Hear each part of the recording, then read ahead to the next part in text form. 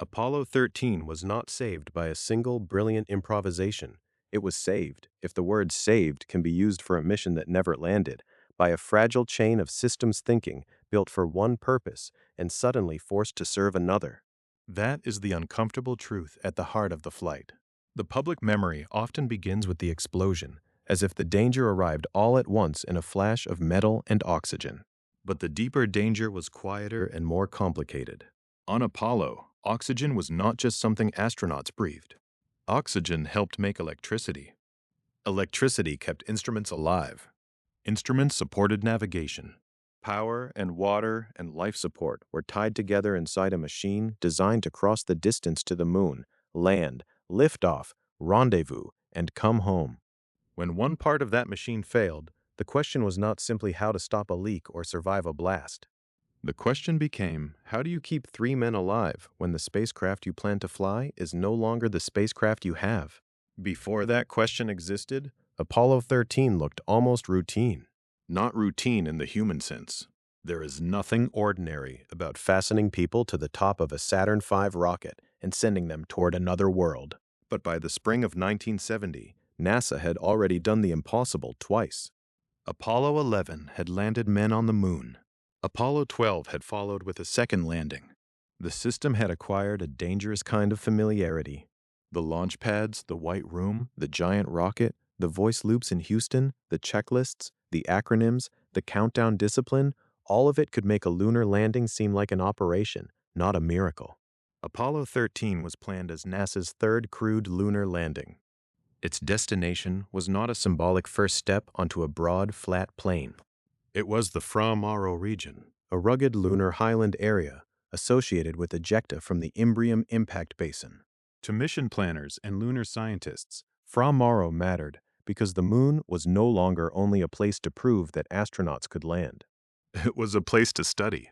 The Apollo program had moved from demonstration toward exploration, from planting a flag toward reading the violent history written into lunar rock.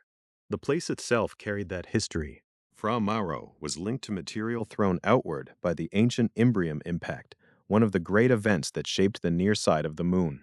A landing there promised access to terrain that could help scientists understand the moon's early past. It was not simply another dot on a trajectory chart. It was a target chosen because geology had become part of the mission. Apollo 13 was supposed to bring human eyes, tools, and sample bags to a highland landscape that looked backward into deep lunar time. The launch came from Kennedy Space Center, Florida, on April 11, 1970. The location mattered because Apollo was a geography as much as a technology. Florida was where the machines left Earth. Houston was where mission control watched, calculated, argued, and decided. Far away, the Pacific Recovery Zone waited as the intended end of the journey. Between those places was a route that had been rehearsed in procedures, simulations, and mission rules, a route so carefully planned that every phase had a name and every switch position had a reason. At launch, Apollo 13 was still a landing mission. The spacecraft stack was built around that ambition. The command and service module would carry the crew most of the way, provide power and oxygen, and later bring them through Earth's atmosphere. The lunar module would separate near the moon, carry two astronauts down to the surface, and return them to lunar orbit. Each craft had a role. Each role assumed the other systems would be available when needed. It was an architecture of dependence, not because the designers were careless, but because going to the moon required dividing the impossible into tightly coordinated tasks. That architecture had been proven before. It was also unforgiving. The phrase third intended crewed lunar landing sounds almost administrative. It belongs in a mission summary, in a NASA chronology, in the careful language of program history. But inside that phrase is the pressure of a national project, trying to turn achievement into continuity. Apollo 13 was meant to show that lunar landing was not a singular triumph or a lucky repetition. It was meant to show that the United States could keep doing it, choose a site, train a crew, launch from Florida, navigate to the moon, descend, explore, ascend, rendezvous, return, and recover. That confidence was not arrogance by itself. It was built from engineering discipline. Every Apollo mission depended on layers of preparation, procedures written before flight, controllers trained in failure modes, Astronauts drilled until actions could be performed under stress, simulators used to test the boundaries of what could go wrong. The system was designed to anticipate failure. Redundancy was not a slogan. It was a survival philosophy. And yet Apollo 13 would expose a harsher truth about complex machines. A system can be deeply prepared and still meet a failure it has not fully imagined. A checklist can be essential and still not contain the answer. A spacecraft can be built for the moon and suddenly have to use its lunar machinery simply to stay alive. That is why the mission's ordinariness matters. If Apollo 13 had begun as an obviously doomed venture, its story would be simpler. Instead, it began as another flight in a program that had already crossed the threshold of the impossible. The danger did not come from a lack of ambition. It came from the hidden connections inside success itself. The spacecraft that could reach Fra Mauro was also a web of interdependent systems. The same design that made lunar exploration possible created vulnerabilities that would become terrifying once an oxygen tank failed. For now, on April 11th, the plan still held. The Saturn V rose from Kennedy Space Center, carrying a mission aimed at Fra Mauro, and the language around it remained the language of exploration. The public could see the flame and hear the thunder. Mission Control could see numbers. Engineers saw pressures, voltages, tank quantities, engine performance, trajectory data. The astronauts saw the inside of a spacecraft designed around procedure and trust. Every person in that chain understood, at least in theory, that spaceflight punished assumptions. But the mission still belonged to the moon. The emergency had not yet rewritten it. The later story would turn Apollo 13 into a rescue narrative, and that is not wrong. The crew did survive. Mission Control did improvise. Procedures did have to be written and tested on Earth before being read up to the spacecraft. Aquarius would become a lifeboat. Odyssey would have to be preserved for re-entry. The lunar landing would be lost, and the flight would become one of the most studied emergencies in NASA history. But at the beginning, none of that was visible from the outside. The mission was supposed to land. That simple fact gives the crisis its shape. Apollo 13 was not launched as an experiment in emergency survival. It was launched as a lunar expedition, built around the confidence that the spacecraft, the crew, and the ground teams could execute a demanding but known sequence. The target was Fra Mauro. The launch site was Kennedy Space Center. The date was April 11, 1970. The system was Apollo, operating at the height of its power and complexity. Soon, the names inside that system would matter intensely. The men in the couches, the two spacecraft they depended on, and the last-minute change that had already tested the mission's confidence before the rocket ever left Earth. The names inside that system were not abstractions. They were not simply crew assignments on a NASA chart, or voices that would later come through static from deep space. They were three men sealed into a machine, built from thousands of parts, procedures, assumptions, and rehearsed responses. Apollo 13 would become a story about hardware, but before it became that, it was a story about trust. The spacecraft that carried them had two names that now feel inseparable from the emergency. The command module was Odyssey. The lunar module was Aquarius. Odyssey was the part of the spacecraft meant to bring the crew home. It was the crew cabin for launch, the control center for much of the journey, and the only part of the Apollo spacecraft designed to survive the heat and violence of re-entry through Earth's atmosphere. Aquarius was built for a different purpose. It was the lunar module, the fragile, angular craft meant to detach near the moon, descend toward the surface, and carry two astronauts down to the Fra Mauro region. It was a landing machine, not a rescue shelter. It had its own life support capability, its own batteries, its own systems, and its own engine for lunar descent. But in the mission plan, Aquarius was not supposed to keep three men alive for days. It was supposed to help two of them walk on the moon. At launch, those names were still ordinary mission details. Odyssey and Aquarius were vehicles in a planned sequence. One would carry the crew across space and back through the atmosphere. The other would take Lovell and haze down toward the lunar highlands, while Swigert remained in lunar orbit. Each craft had a role. Each role had a checklist. The Apollo system depended on that division of labor. Commander James A. Lovell, Jr. sat at the center of the mission's human structure. By Apollo 13, Lovell was already one of NASA's most experienced astronauts. His presence gave the flight a kind of institutional steadiness. He was not entering space as a symbol of novelty. He was entering it as a commander in a program that had already landed men on the moon and was trying to turn that achievement into repeatable exploration. For Apollo 13, his objective was not simply to fly around the moon or prove that a landing could be done. The goal was to command a landing attempt at Fra Mauro to help turn Apollo from a first triumph into a sustained scientific campaign. Fred W. Hayes Jr., the lunar module pilot, was assigned to the spacecraft that would carry the landing crew downward. His work was tied directly to Aquarius and to the lunar surface phase that Apollo 13 never reached. In the mission as planned, Hayes would descend with Lovell toward the rugged highlands associated with the Imbrium impact basin's ejecta. His title, Lunar Module Pilot, can sound narrow, but it stood for a whole body of specialized knowledge: the systems of the landing craft, its procedures, its role in separation, descent, ascent, rendezvous, and survival during the lunar phase. Aquarius would later matter for an entirely different reason, but before the accident, it belonged to Hayes's planned world, the world of landing, surface operations, and return from the moon. The third seat, the command module pilot's seat, became the mission's first disruption. Thomas K. Ken Mattingly had originally been assigned to fly Apollo 13 as command module pilot. That role was critical. The command module pilot would remain with Odyssey while the commander and lunar module pilot descended to the surface.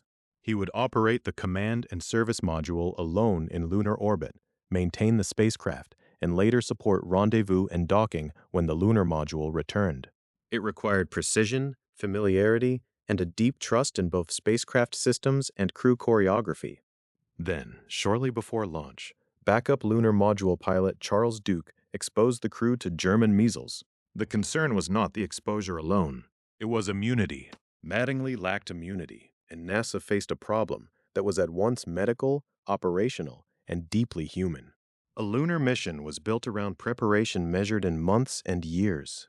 Crews trained together until switch positions, callouts, and contingencies became shared reflexes. Yet now, at the edge of launch, one of the 3 prime crew members might become ill during the mission. NASA replaced Mattingly with backup command module pilot John L. Swigert, Jr. The change placed Swigert into one of the most demanding seats in American spaceflight, with almost no margin for emotional drama. The decision was not made because Mattingly had failed. It was made because Apollo could not risk a command module pilot developing German measles in flight, far from medical care, during a mission that depended on mental clarity and procedural exactness. Mattingly had been trained for the role. Swigert, as backup, had also trained for the role. That was the purpose of a backup crew. But preparation and substitution are not the same thing. This was the first test of the mission's flexibility. Apollo was a culture of checklists, simulations, and layered redundancy, but it was also a culture of people. A checklist does not execute itself. A spacecraft does not understand intent. A flight plan does not calm a crew when the person sitting beside them has changed days before launch. The system had to absorb the disruption. Lovell and Hayes had to trust Swigert. Swigert had to step into the rhythm of a prime crew. Mission Control had to trust that the new combination could operate Odyssey and Aquarius under the same mission rules, the same timeline, the same unforgiving physics. There is a quiet lesson in that replacement. Before Apollo 13 was forced to improvise for survival, it had already been forced to adapt for launch. The change from Mattingly to Swigert did not make the later accident happen. It did not cause the oxygen tank failure, and it should not be mistaken for an omen. But it revealed something important about the Apollo system. Even before the rocket rose from Kennedy Space Center, the mission had depended on a controlled transfer of responsibility. The backup structure had to work. The training had to hold. The procedures had to be familiar enough that a changed crew could still become a functioning crew. Swigert's presence would later become permanently linked to one of the most famous radio calls in spaceflight history. But at this point, he was not a famous voice. He was the replacement command module pilot in Odyssey, installed after a medical risk forced NASA to choose between the ideal crew plan and the safer mission plan. That distinction mattered. Apollo did not run on perfect conditions. It ran on decisions made under constraint. Inside the stacked spacecraft, the relationship between Odyssey and Aquarius seemed clean and purposeful. Odyssey was the command ship. Aquarius was the lunar lander. The service module, attached to Odyssey, carried major resources that made the command and service module a living spacecraft: oxygen, electrical generation through fuel cells, and other essential systems that would become central later. Aquarius was waiting for its intended moment near the moon. Its systems were powered and preserved for descent, not for emergency shelter. The men inside had trained to move between these machines with purpose. They were not passengers in a capsule. They were operators of a coupled spacecraft, part aircraft, part laboratory, part pressure vessel, part electrical and environmental system. Every label and switch had consequences. Every procedure assumed that the right person would make the right action in the right order. And because the mission plan was built around different phases, each man's responsibilities were tied to time: launch, translunar coast, lunar orbit, landing, rendezvous, return. The last-minute crew change placed added weight on those responsibilities. It forced confidence to become practical rather than ceremonial. NASA could not simply say that Swigert was trained. The crew had to fly as if the substitution had always been part of the plan. The ground had to support them without hesitation. The checklists had to become common language. That is one reason Apollo 13's later story is not only about improvisation. Improvisation worked because it rested on discipline already in place. Swigert could be moved from backup to prime crew because the backup system was real. Lovell could command a changed crew because the training culture expected crews to handle abnormalities. Hayes could continue toward a lunar landing with a new command module pilot because the mission structure required each astronaut to know not only his own tasks, but how his work connected to the others. On April 11, 1970, the public saw the great visible machine: Saturn, flame, tower, sky. But inside were smaller, more fragile arrangements. A commander responsible for the whole mission. A lunar module pilot preparing for Aquarius and Fra Mauro. A command module pilot who had joined the prime crew at the last moment because medicine and mission risk had overruled the original plan. And two spacecraft whose names would soon stop sounding like labels and begin sounding like characters in a survival story. Odyssey and Aquarius left Earth still assigned to their intended purposes.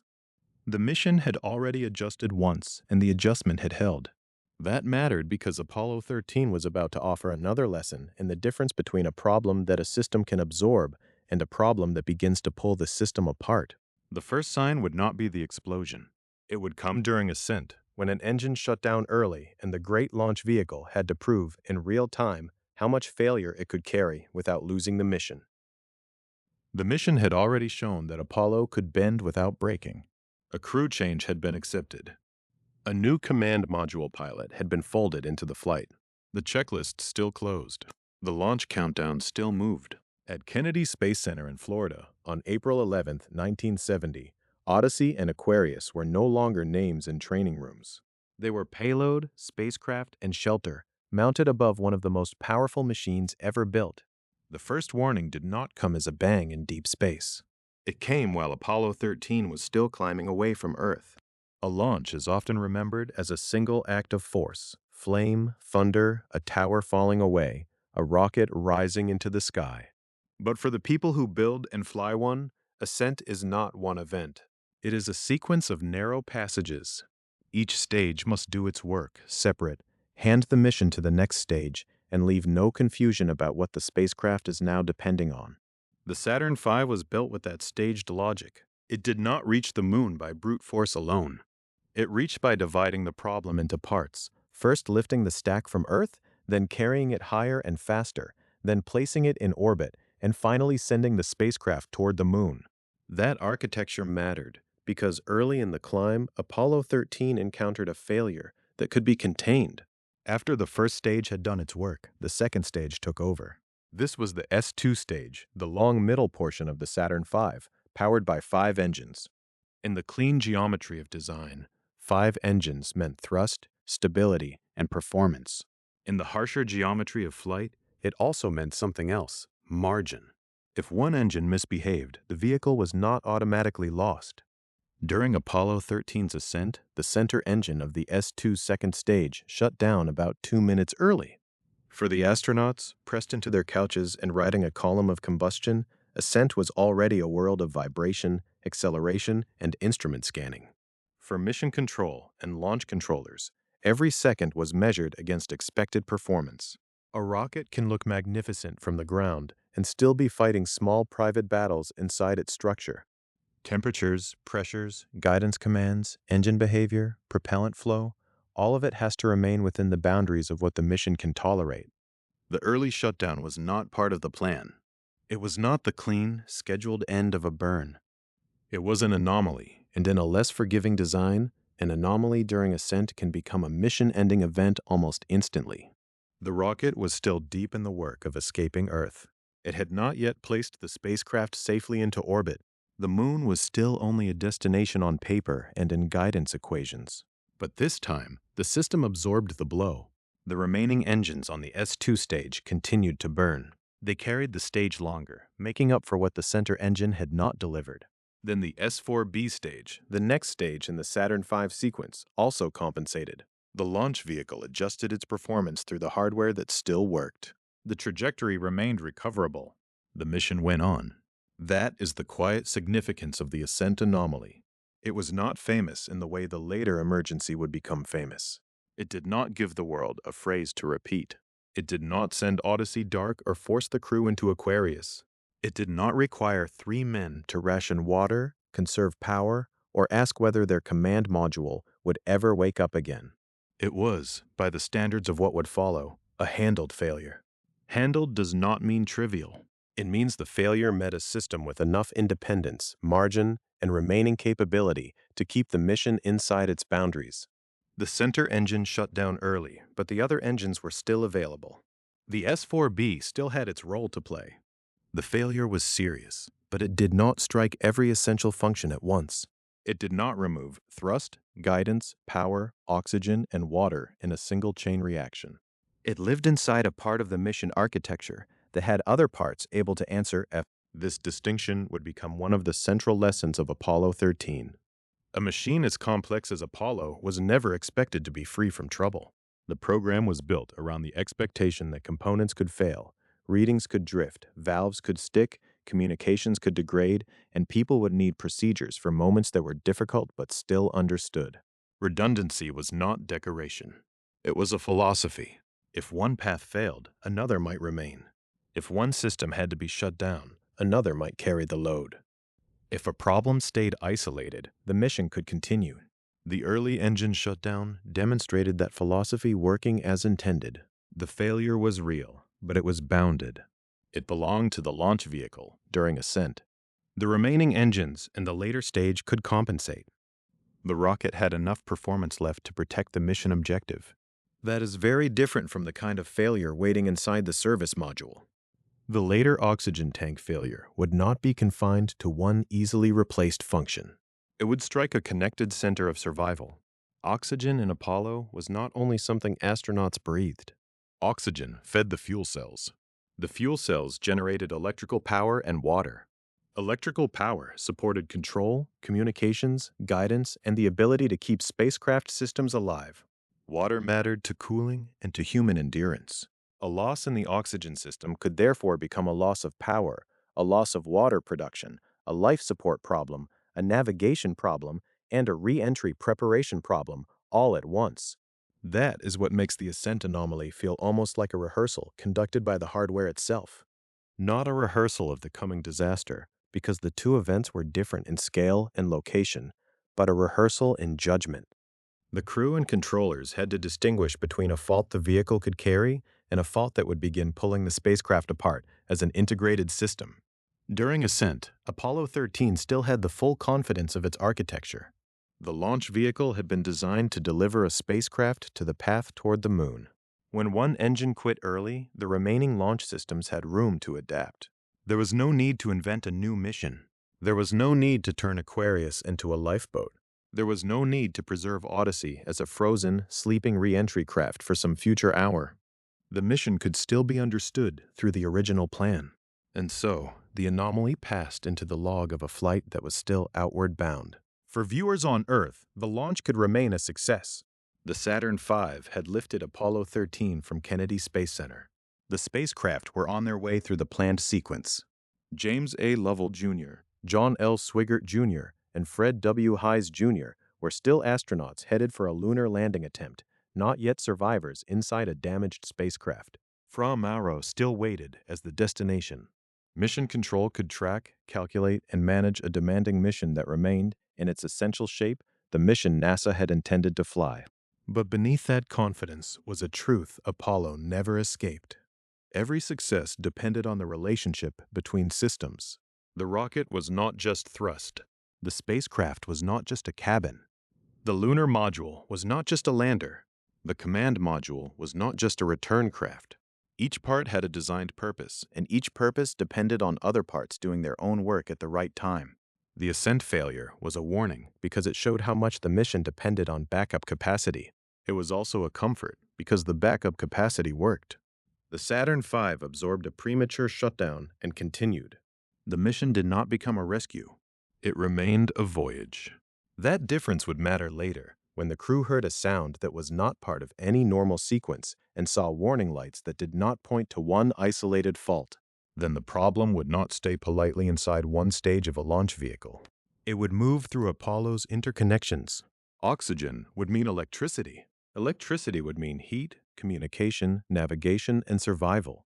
Water would no longer be a background product of fuel cells, but a rationed necessity. A spacecraft built to carry men to the moon would have to be reorganized around the simpler question of how to keep them alive. For now, though, Apollo 13 continued. The early shutdown had been overcome. The launch vehicle had done enough. The S-4B would help place the spacecraft on the path that still pointed toward Fra Mauro, and the mission settled into the outward rhythm of a lunar flight. Odyssey and Aquarius, still attached and still serving their intended roles, left Earth behind under the watch of Houston, heading toward a rugged highland region of the moon that remained, for the moment, the reason for everything. For now, the machine was still behaving like a lunar spacecraft. The early engine shutdown during ascent had been absorbed by the Saturn V, and Apollo 13 had continued outward. That fact mattered. In spaceflight, survival often depends not on the absence of failure, but on whether a failure remains contained. During launch, the problem had stayed inside the performance margins of the rocket. The remaining engines had made up the difference. The mission profile still held. The destination still held. The moon was no longer an emblem on a patch or a point in a flight plan. It was becoming a place toward which Odyssey and Aquarius were physically falling. After Earth orbit and the work of the upper stage, Apollo 13 was committed to the long outward coast. The S-4B had done its part in sending the spacecraft toward the moon. From this point forward, the mission took on the quieter rhythm of translunar flight, navigation checks, systems monitoring, communications with Houston, and the continuing discipline of keeping a complex vehicle healthy while it crossed the distance between worlds. To the public, this could look almost routine. Apollo 11 had landed the first humans on the moon. Apollo 12 had followed with a second landing, proving that the first had not been a singular triumph, but the beginning of a capability. Apollo 13, by that sequence, could seem like the next entry in a program that was learning to repeat the impossible. But inside NASA, Apollo 13 was not simply another trip. It was a landing attempt with a specific scientific purpose. Its target was Fra Mauro, a rugged lunar highland region associated with ejecta from the Imbrium impact basin. That phrase sounds technical, almost distant, but it is central to why the mission existed. Fra Mauro was not chosen because it was easy. It was chosen because it might carry a record of one of the moon's great ancient events. The Imbrium Basin is one of the dominant features of the lunar nearside, formed by an immense impact in the moon's deep past. Material thrown out by that impact spread across the surface. A landing in the Fra Mauro region offered a chance to examine highland material and ejecta connected to that basin, to bring back samples that might help scientists read the moon's history, not only as a landscape, but as an archive. Apollo was becoming geology, conducted by spacecraft, rockets, and men in pressure suits. That is why Fra Mauro mattered. It was not merely a set of coordinates. It was a question. What was the moon made of in that battered highland terrain? What could its rocks say about the violent history of the lunar crust? What could one landing site reveal about impacts large enough to reshape worlds? Apollo 13 was meant to answer those questions directly.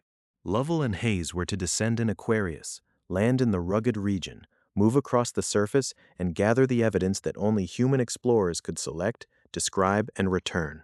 Swigert would remain in Odyssey, orbiting above, maintaining the command and service module that would bring them all home. The whole architecture of the mission was divided around that plan. One spacecraft for the journey and return. One spacecraft for the descent and ascent from the lunar surface. One crew split by task but joined by dependence. Before the emergency, Odyssey and Aquarius still had their intended identities.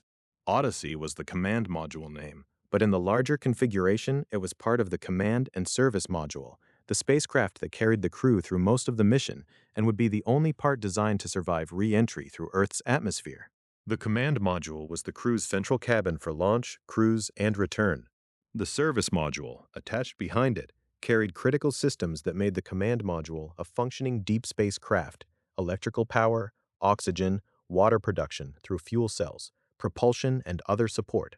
Aquarius, the lunar module, was different by design. It did not need to survive launch under its own power. It did not need a heat shield for return to Earth. It was built for vacuum, for the airless space around the moon, and for the brief, demanding job of carrying 2 astronauts down to the lunar surface and back up to lunar orbit. Its structure was light, angular, and purposeful. Every part reflected a bargain with weight. It was a landing machine, not a house, not a re-entry craft, and not a long-duration shelter for 3 men. Yet there it was, attached to Odyssey, folded into the larger spacecraft stack as Apollo 13 coasted toward the moon. In the normal plan, Aquarius would remain dormant for much of the outward trip, waiting for activation before lunar operations. Odyssey would carry the main load. Aquarius was the promise of landing. Odyssey was the promise of return. Houston watched both. At the Manned Spacecraft Center in Houston, Texas, now known as Johnson Space Center, Mission Control followed what still appeared to be a demanding but controlled flight. Controllers read telemetry, compared values, listened to crew reports, and watched the mission proceed through its scheduled phases. The people in the control room were not passive observers. They were a second crew on the ground, responsible for interpreting the spacecraft from streams of data and voice loops. Their work depended on training, procedures, and the ability to notice when a number was no longer just a number. For the moment, the numbers still belonged to a mission going forward. Fra Mauro remained the objective. The spacecraft configuration remained intact. The crew remained on the outward route.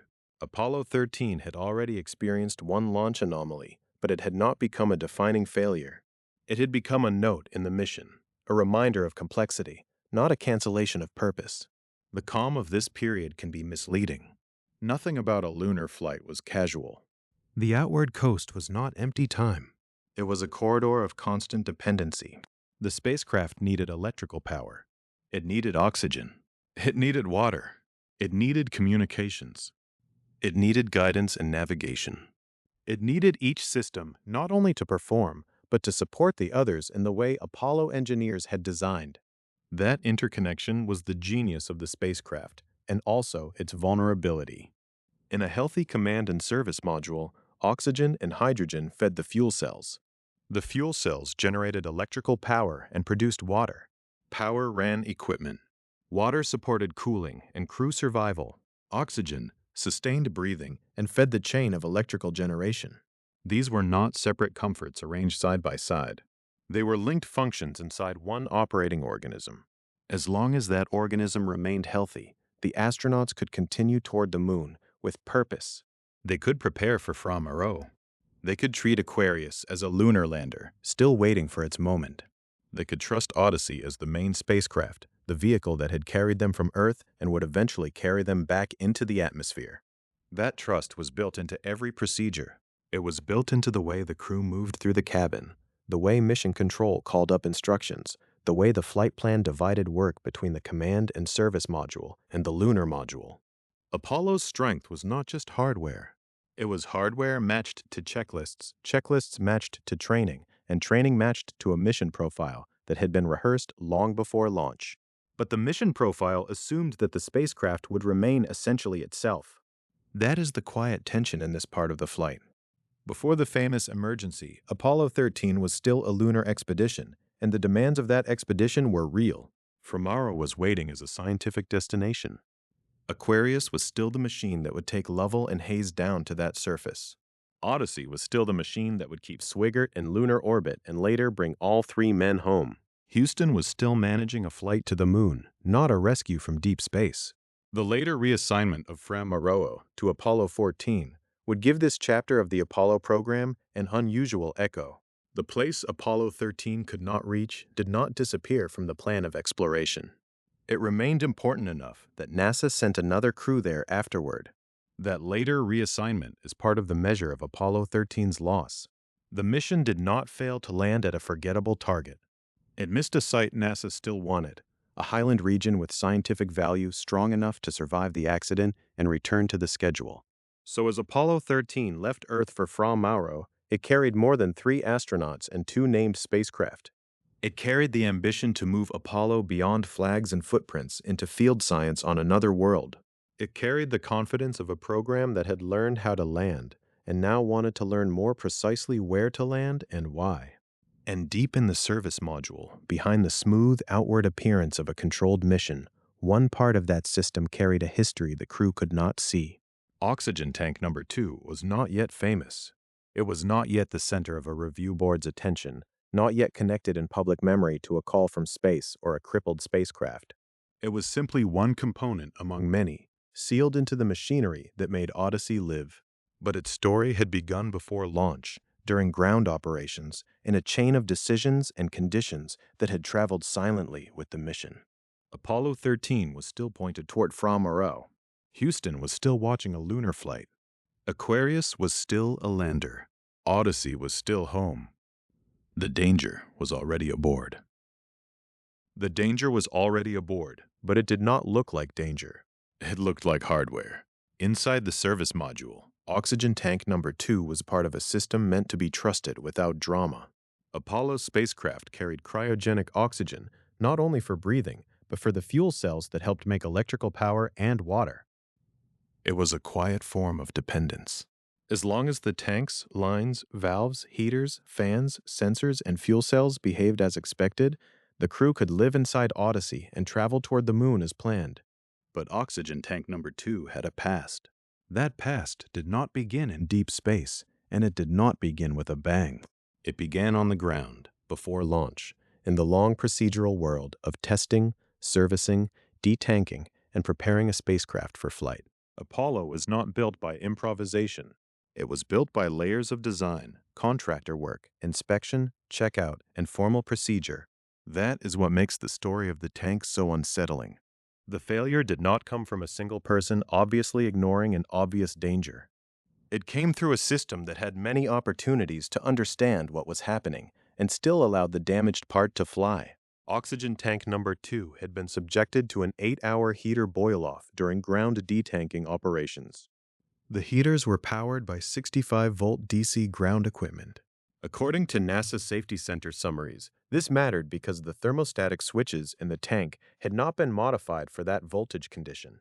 They were intended to protect the heater circuit by opening when temperatures rose too far. But under the ground power conditions used during the detanking operation, those thermostatic switches could be damaged and fail closed.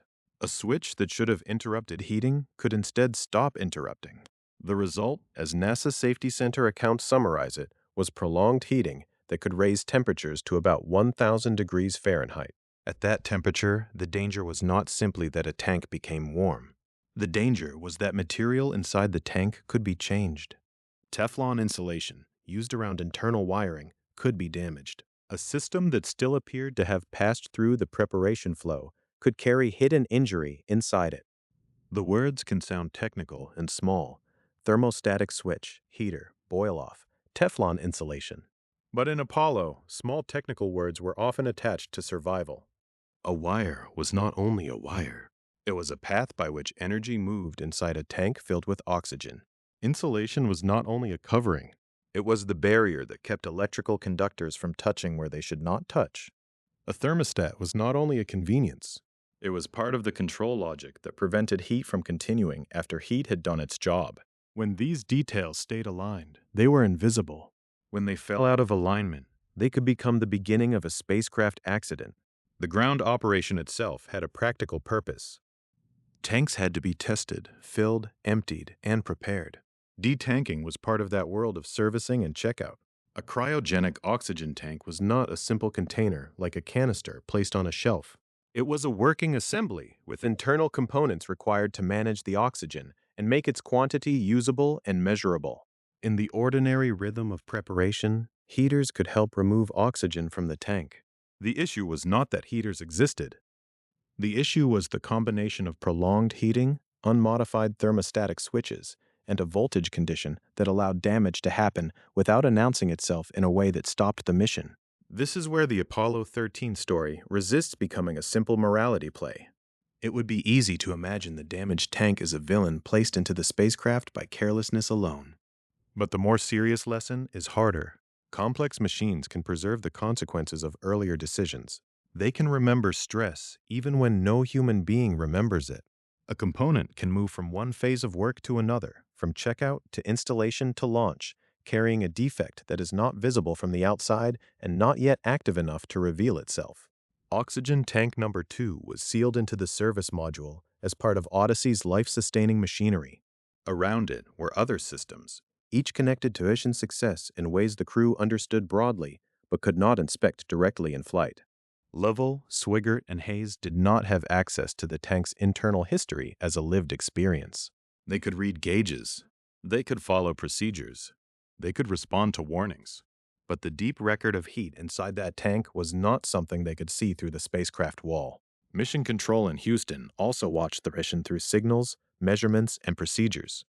That was both powerful and limited. Telemetry could show behavior. It could show pressure, quantity, voltage, and warnings. But telemetry was not a memory of everything that had happened to a component before launch. The damaged insulation did not carry a label into flight.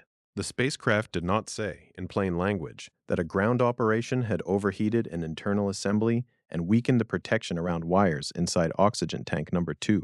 So the mission continued outward, and the past remained quiet. This is one of the most important ideas in the Apollo 13 accident. The emergency was sudden for the crew, and sudden for the people hearing the radio call from space. But the conditions that made it possible were not sudden. They were built up earlier. They had roots in design compatibility, ground support voltage, thermostatic switch behavior, prolonged heating, and material damage. The explosion would become the public moment. The tank's history was the hidden preparation. A spacecraft is often described as a triumph of invention, and Apollo certainly was. But invention in a mission like this is not one invention. It is a dense rivalry among systems that must cooperate. Oxygen storage, electrical generation, environmental control, guidance, communications, propulsion, thermal control, and human procedure. Each has its own logic. Each has its own tolerances. Each can succeed in isolation and still become dangerous in combination. Oxygen tank number 2 shows that rivalry at a small scale. A heater meant to help remove oxygen from a tank could, under the wrong conditions, become the source of damage. A thermostat meant to limit heat could fail in a way that allowed heat to continue. Insulation meant to separate electrical paths could be weakened by temperatures it was not meant to endure. A tank meant to support life could become, silently, a threat to the vehicle around it. And yet, before the failure, nothing about the mission's outward shape had changed. Apollo 13 was still a lunar landing attempt.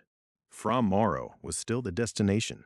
The crew still lived in the command module, while Aquarius remained attached as the lunar module intended for landing operations.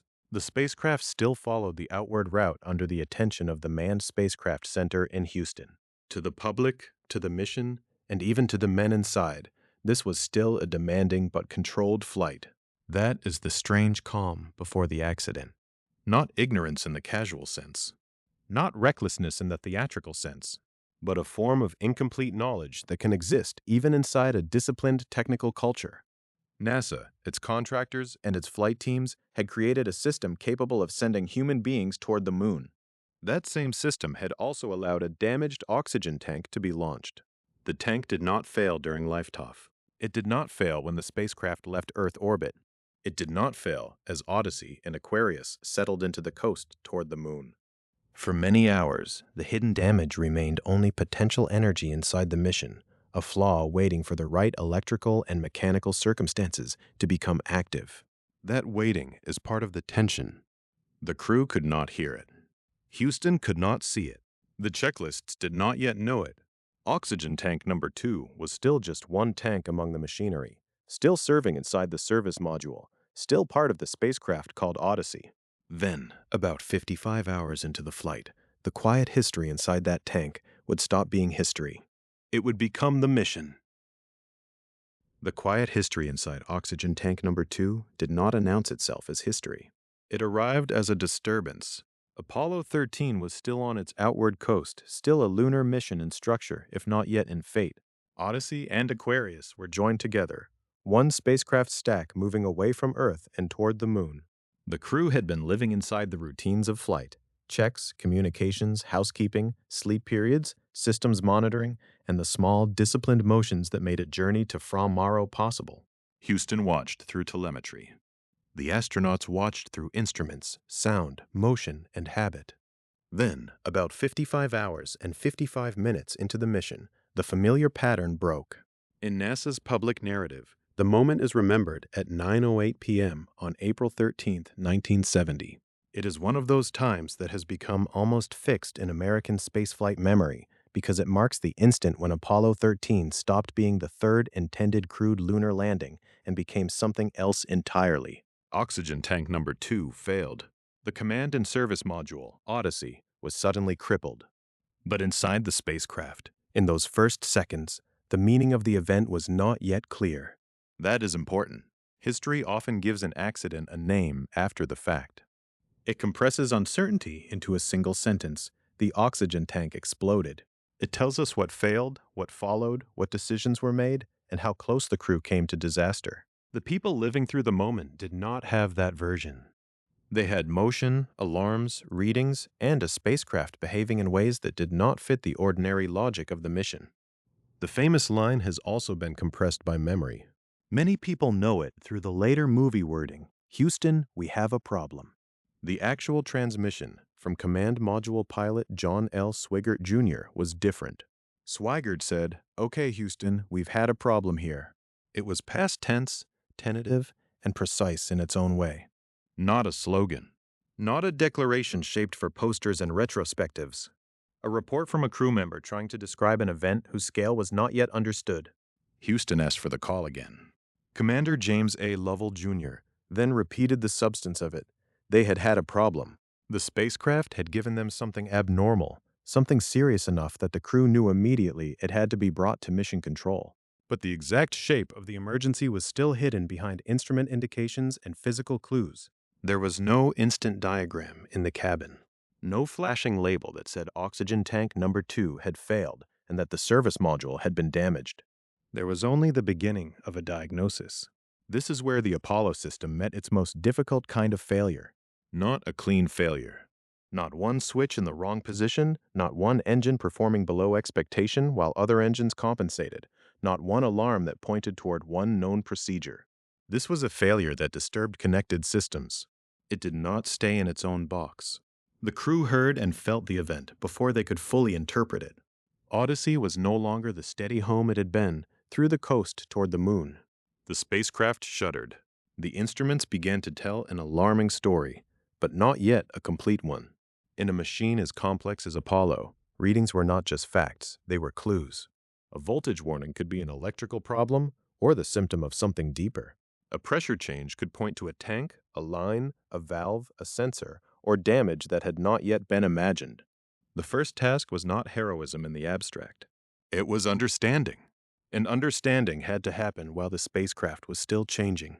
The astronauts were trained to respond to emergencies through checklists, and Apollo checklists were the product of years of design, simulation, revision, and experience. They were not casual instructions. They were a kind of memory built into paper: what to check, what to isolate, what to shut down, what sequence to follow, so that one correction did not create a second failure. But the accident did not enter through a single neat doorway. The normal checklist culture depended on being able to identify a condition and move into the procedure written for that condition. In the minutes after the oxygen tank failure, the crew and controllers were not yet facing a named condition. They were facing behavior.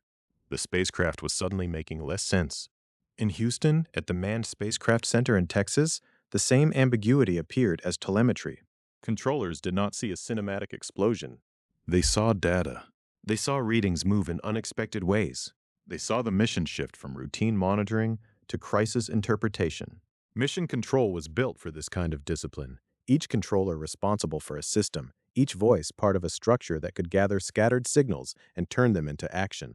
But even that structure needed time to understand what the spacecraft was telling them. Time was now dangerous. Apollo 13 was far from Earth and still moving toward the moon. The crew could not pull over, open a hatch, and inspect the service module. Odyssey's damaged systems were behind them, partly out of sight, and in any case unreachable in the ordinary sense. The spacecraft had been designed for separation at the right time, for lunar operations in sequence, for re-entry after the mission's work was done. It had not been designed for its crew to diagnose a major service module failure from the inside, while still attached to a lunar module that was supposed to land on the moon. That mismatch between design intent and lived emergency is the heart of this moment. Before the failure, Aquarius was the lander. It was the craft meant to carry Lovell and Fred W. Hayes Jr. down toward the lunar surface, while Swigert remained in Odyssey. It had a purpose inside a planned architecture. Odyssey was the command ship, the route home, the place where re-entry would finally happen. The service module attached to it carried essential machinery that made the command module more than a capsule. The system was integrated, balanced, and mission-shaped. After the failure, those roles began to loosen. Not all at once, not yet as a settled plan. In the first moments, the crew did not know that Aquarius would become their lifeboat. Mission Control did not yet have the full recovery strategy. The accident had opened a gap between the mission that existed in the flight plan and the spacecraft that now existed in reality. Every action from this point forward would have to cross that gap. The words "we've had a problem here" carried that uncertainty. They did not define the emergency. They marked the beginning of it. They told Houston that something serious had happened, but they did not yet say what would have to be sacrificed, what could be saved, or whether Odyssey could remain alive long enough to bring its crew home. The public memory of Apollo 13 often moves quickly from the call to the rescue. It remembers ingenuity, calm voices, and the eventual safe splashdown in the South Pacific. Those things matter, but before ingenuity could become procedure, before procedure could become survival, there was this narrower, more frightening interval: a spacecraft in trouble, a crew taking readings, and a control room trying to determine which parts of the ship were still trustworthy. The moon was still ahead. Earth was behind. The mission was between worlds, too far from home for any simple rescue, and too damaged to continue as planned. What had failed was oxygen tank number 2. What that meant was not yet fully visible. Oxygen in Apollo was not merely something to breathe. It was tied into the machinery that made electrical power and water, and through those connections into navigation, communications, thermal control, and the future ability to bring Odyssey back to life for re-entry. The first report from the spacecraft sounded like one problem. Within minutes, it would begin to reveal itself as a chain. Apollo 13 had crossed the line from anomaly to emergency. The question was no longer whether the crew would land at Fra Mauro. The question was what the failure had taken with it, and whether the remaining spacecraft still contained a path home. The failure had taken more than metal with it. That was the first hard truth hidden inside the alarms. In the minutes after oxygen tank number 2 failed, Apollo 13 was no longer a spacecraft with a single wounded part. It was a network reacting to an injury at one of its most important junctions. In Odyssey, warning indications began to point away from the idea of a small disturbance and toward something more dangerous. Among them was main DC B-bus undervolt, the kind of electrical warning that mattered because the command and service module depended on stable direct current power to keep its systems alive. Then came the deeper loss. 2 of the 3 fuel cells were gone. That was the moment when the word oxygen changed meaning. It was not only air. It was not only a stored gas. In the Apollo spacecraft, oxygen was also part of the electrical plant. The fuel cells in the service module used oxygen and hydrogen to generate electrical power. They also produced water. It was an elegant arrangement for a lunar spacecraft, because the same basic chemical process helped sustain the machine and the crew at the same time. Power for equipment, water for the mission. Consumables turned into survival. But elegance can become vulnerability when the pieces are tied too closely together.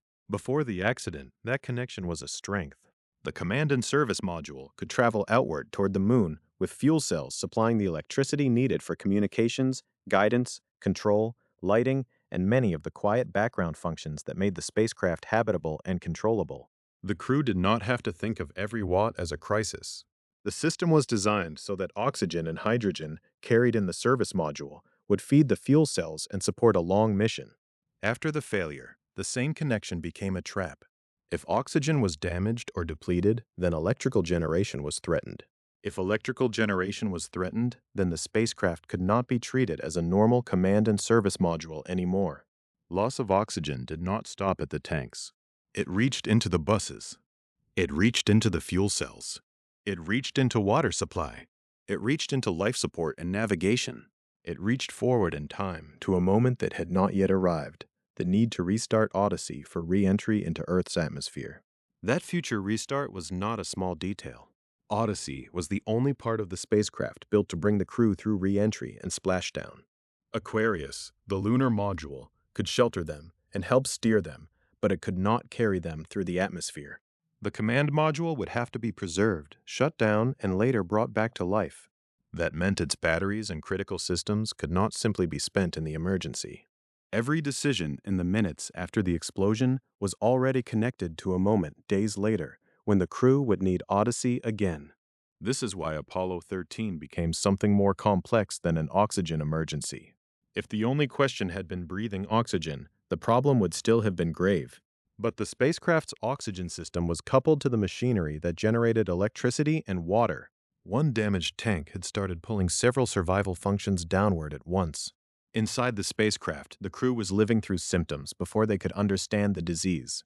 A warning light did not explain a ruptured tank. A bus undervolt did not describe torn structure in the service module.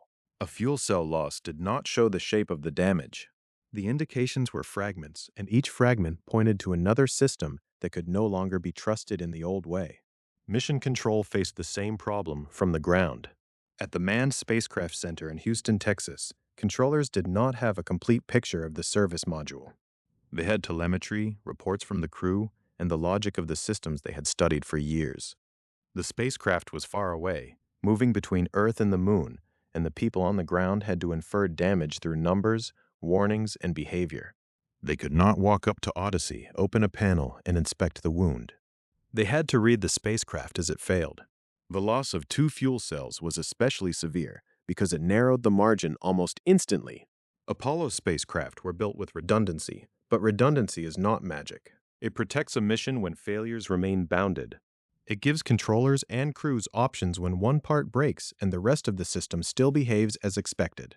But the Apollo 13 failure was not staying inside one box on a diagram. Oxygen tank number 2 had failed, and the consequences were spreading into the electrical system. The emergency was becoming a cascade.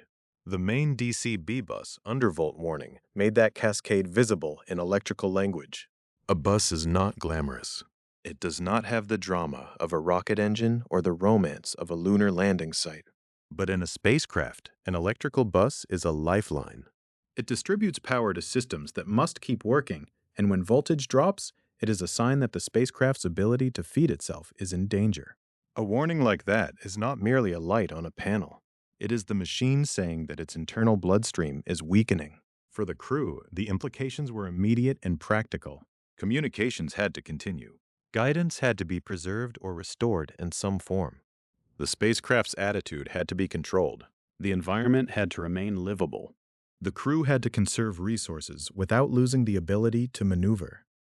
And somewhere inside all of that, they had to protect the command module so it could do the one job no other part of the spacecraft could do: bring them home through re-entry. The problem was cruel because it attacked both the present and the future. In the present, the crew needed power to understand and stabilize the spacecraft. In the future, they needed enough stored capability left in Odyssey to survive the return to Earth. Spending too much power now could save the moment and endanger re-entry. Saving too much power too soon could leave the crew without enough control to shape the path home. The emergency demanded conservation before anyone had finished defining what had to be conserved. Water, too, entered the crisis through the same chain. The fuel cells did not only produce electricity, they produced water. With fuel cell capacity lost, water was no longer simply a consumable to be managed according to the original flight plan. It became part of the shrinking inventory of survival. The crew would later reduce water intake severely, but even before that discipline became routine, the logic was already forming. The original mission had been designed around one set of resources and one destination. Now those resources had to support a different mission entirely. This was the hidden violence of the accident. The explosion itself was sudden, but the aftermath was a slow accounting. What power remained? What oxygen remained? What water remained? Which systems could be turned off? Which had to stay warm? Which instruments were essential? Which ones were luxuries now? Which spacecraft was still usable, and for what purpose? Odyssey had been the home ship, the control center, the re-entry vehicle. Aquarius had been the lander, waiting for its planned work near Fra Mauro. After the failure, those identities began to shift. The command and service module could no longer be assumed to support the crew for the journey. The lunar module, still attached and still healthy enough to matter, became more than a lunar craft. It became an option. Not yet fully a lifeboat in practice, but already a possible refuge in the minds of the people trying to save the mission. The significance of that shift is easy to miss if the story is reduced to one famous phrase or one damaged tank. Apollo 13 survived because the crew and mission control stopped thinking of the spacecraft as a set of original purposes and began thinking of it as a set of remaining functions. What can still make power? What can still hold atmosphere? What can still guide a burn? What can still communicate with Earth? What must be saved for re-entry? That is a different kind of flight, and it requires a different kind of checklist. The printed procedures had been built for expected failures, expected sequences, expected configurations. But the spacecraft after the oxygen tank failure was no longer in an expected configuration. 2 fuel cells were lost. Electrical power in Odyssey was threatened. Oxygen was tied to power and water. The command module had to be kept alive by, paradoxically, shutting much of it down. The lunar module had to be considered for work it had not been meant to perform, for 3 men over the long return. In that sense, the accident exposed the true architecture of Apollo. It was not only a rocket and capsules. It was a living chain of dependencies. Oxygen meant fuel cells. Fuel cells meant electricity and water. Electricity meant guidance, communication, control, and the ability to prepare for re-entry. Water meant endurance. Batteries meant time. Time meant choices. And choices meant checklists that did not yet exist. The moon was still ahead, but the lunar landing was slipping out of the story. Fra Mauro was becoming a place for another mission, another crew, another day. For Lovell, Swigert, and Hayes, the mission had contracted to something more basic and more difficult. Keep enough of the spacecraft alive in the right order for long enough to get back to Earth. That work could not be improvised casually. A wrong switch, a wrong load, a wrong assumption about what remained in the damaged command and service module could close off the path home. The crew needed instructions, but not just any instructions. They needed procedures invented from the damaged reality now in front of them, tested against the spacecraft's limits, and spoken up from Houston with enough clarity to be followed under exhaustion and pressure. The emergency had become a systems problem. Now the checklist itself would have to become a system. The emergency had become a systems problem. Now the checklist itself would have to become a system. That system began taking shape far below Apollo 13 in Houston, Texas, inside the Manned Spacecraft Center, the place now known as Johnson Space Center. If the spacecraft was wounded in deep space, mission control became the other half of the vehicle. It could not supply oxygen. It could not patch metal. It could not reach up and move a switch by hand. But it could think in parallel with the crew. It could divide the problem into pieces, assign those pieces to specialists, test possible answers, and turn those answers into words clear enough to be read over a radio link. The room was built for discipline. It was not built for panic. Rows of controllers watched their consoles, each station responsible for one part of a machine, too complex for any single person to hold completely in mind. The flight director sat at the center of that organization, not as a lone hero with all the answers, but as the person who made decisions when incomplete information had to be turned into action. During the Apollo 13 crisis, flight directors including Gene Kranz, Glyn Lunny, Jerry Griffin, and Milt Windler worked the emergency in shifts. Their names matter because the crisis lasted too long for one dramatic watch. This was not a single moment of brilliance. It was sustained control across fatigue, uncertainty, and handoff. One team had to understand what the previous team had learned. One flight director had to inherit the consequences of decisions made hours earlier. The rescue depended not only on insight, but on continuity. At the voice link between Houston and the spacecraft were the capsule communicators, the CAP comms. Among them were Jack Luzma and Joe Kerwin. The Capcom role was deliberately narrow and powerful. The crew did not need a dozen voices from Earth competing in their headsets. They needed one trained astronaut voice at a time, one line of communication, one channel through which the work of hundreds could arrive as usable instruction. That was one of Mission Control's quiet inventions. Not simply what to say, but how to say it. Under ordinary circumstances, Apollo crews lived by checklists. The command module had procedures. The lunar module had procedures. The mission plan had timelines, burns, activations, alignments, housekeeping tasks. Apollo was a triumph of preparation, and preparation had a paper form. It lived in binders, cue cards, pages, callouts, and practice sequences. But after the failure of oxygen tank number 2, Apollo 13 was no longer inside the assumptions that had produced those pages. The command and service module was not healthy. The lunar module was not about to descend to Fra Mauro. The crew was not preparing for a landing, a moonwalk, and a normal return. They were in a spacecraft stack whose power, oxygen, water, navigation, and thermal margins had all been altered by an accident no printed checklist had exactly anticipated. So the checklist had to stop being a finished object. It had to become a method. NASA's account of the crisis makes this point plainly. New procedures had to be written and tested in simulators before they were read up to the crew. That sentence can sound orderly, almost administrative, until you imagine what it meant while Lovell, Swigert, and Hayes waited in a damaged spacecraft moving farther from Earth. Every proposed instruction carried risk. If Houston told the crew to power down the wrong system too early, they could lose a capability they still needed. If they left too much equipment running, they could drain electrical power they would need later. If a procedure assumed a switch position that was no longer true, or a component that was no longer available, the checklist could become dangerous. The simulators at the Manned Spacecraft Center became a second Apollo 13, an earthbound shadow of the real one. Controllers and engineers could not perfectly recreate the damage inside the service module, but they could test sequences. They could ask, if the crew does this, what happens to the electrical load? If they shut down this bus, what remains powered? If they move control from one spacecraft system to another, what must be preserved? If Odyssey is allowed to go cold and quiet, what will be needed to wake it again for re-entry? This was the tension at the heart of the crisis. The crew needed to act quickly, but Mission Control could not simply improvise aloud. The spacecraft punished careless improvisation. Apollo systems were interconnected, and the previous chapter's lesson now governed every decision. Oxygen meant electricity, electricity meant control, control meant survival. A checklist that ignored one connection could break another. In that sense, the people in Houston were not merely reading instructions. They were inventing a temporary operating system for a damaged spacecraft. They had to decide what the mission was now. The original mission had pointed toward the moon.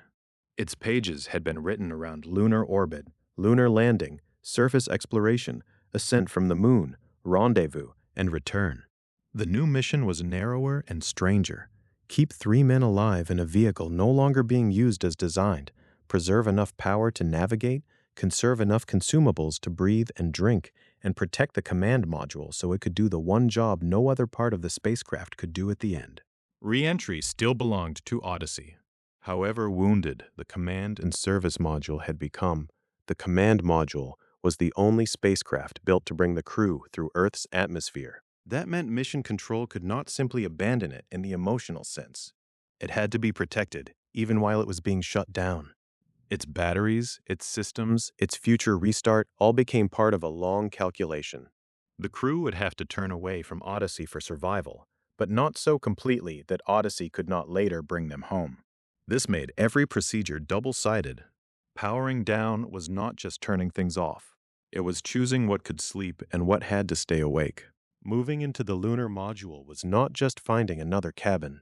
It was changing which spacecraft was primary, which systems were supporting life, which engine could be trusted for maneuvers, and which resources were being consumed.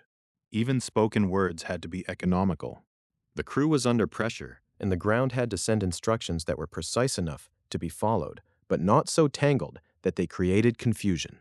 The rivalry in this chapter is not between two inventors, or two companies, or two machines competing for fame. It is between the printed mission and the actual one. It is between the confidence of preparation and the reality of damage. Apollo's checklists represented thousands of hours of engineering foresight, but Apollo 13 exposed the boundary of foresight. No binder could contain every possible broken spacecraft. The invention was the disciplined process that could create a new binder in real time. Gene Kranz and the other flight directors had to hold the room to that discipline. Glyn Looney, Jerry Griffin, and Milt Windler each became part of the chain by which urgency was converted into sequence. The controllers at their stations did not have the luxury of treating the problem as one grand emergency. They had to make it smaller without making it simpler. Power, guidance, life support, communications, consumables, thermal conditions. Each area had to report what was known, what was assumed, and what could be risked. Then the answer had to pass through the human voice. Jack Luzma, or Joe Kerwin as CAPCOM, would speak to the crew not as a committee, but as a single calm presence. That calm was not decoration. It was functional. In space, tone could not repair a system, but it could preserve attention. It could make a long procedure followable. It could tell the crew that the ground was still organized, still thinking, still with them. The phrase "read up to the crew" sounds simple. In practice, it was the final step in a chain of invention. Someone had to recognize the need. Someone had to draft the steps. Someone had to challenge the assumptions. Someone had to run the steps in a simulator. Someone had to revise them when the simulator exposed a weakness. Someone had to approve them under time pressure. Then Capcom had to transmit them, and the crew had to copy, confirm, and perform them inside the cold, cramped reality of the spacecraft. This is why the checklist became a living thing. It changed because the spacecraft had changed. It breathed through the loop between Houston and Apollo 13. Observation, calculation, simulation, instruction, action, and then observation again. The old mission plan had been designed to carry men to Fra Mauro. The new one was being written line by line to carry them away from death. And as Houston wrote that new mission, one conclusion became unavoidable. The damaged command and service module could no longer be the place where the crew lived. Its remaining resources had to be saved for the end of the journey, not spent trying to preserve the old shape of the flight. The only spacecraft still able to support them in the immediate hours ahead was Aquarius. The lunar module had been brought along to land 2 men on the moon. Now Mission Control had to ask it to do something different, something outside its original purpose, but inside its remaining capacity. The checklist was changing because the mission was changing. Aquarius was no longer just the lander. It was about to become the lifeboat. Aquarius was no longer just the lander. It was about to become the lifeboat. That change sounds simple only after the fact. In the clean language of mission summaries, the crew moved into the lunar module and used it to survive. But inside Apollo 13, that decision meant accepting a harsh new reality. Odyssey, the command module, had been the crew's home for the journey out and the planned home for the journey back. It was the only part of the spacecraft designed to carry James A. Lovell Jr., John L. Swigert Jr., and Fred W. Hayes Jr. through Earth's atmosphere at the end. Yet after the oxygen tank failure in the service module, Odyssey could no longer be treated as a powered living space. Its remaining capability had to be protected for re-entry. So the crew had to retreat into Aquarius. The lunar module had its own systems. That was what made the decision possible. Aquarius had independent batteries. It had oxygen. It had environmental controls. It had water.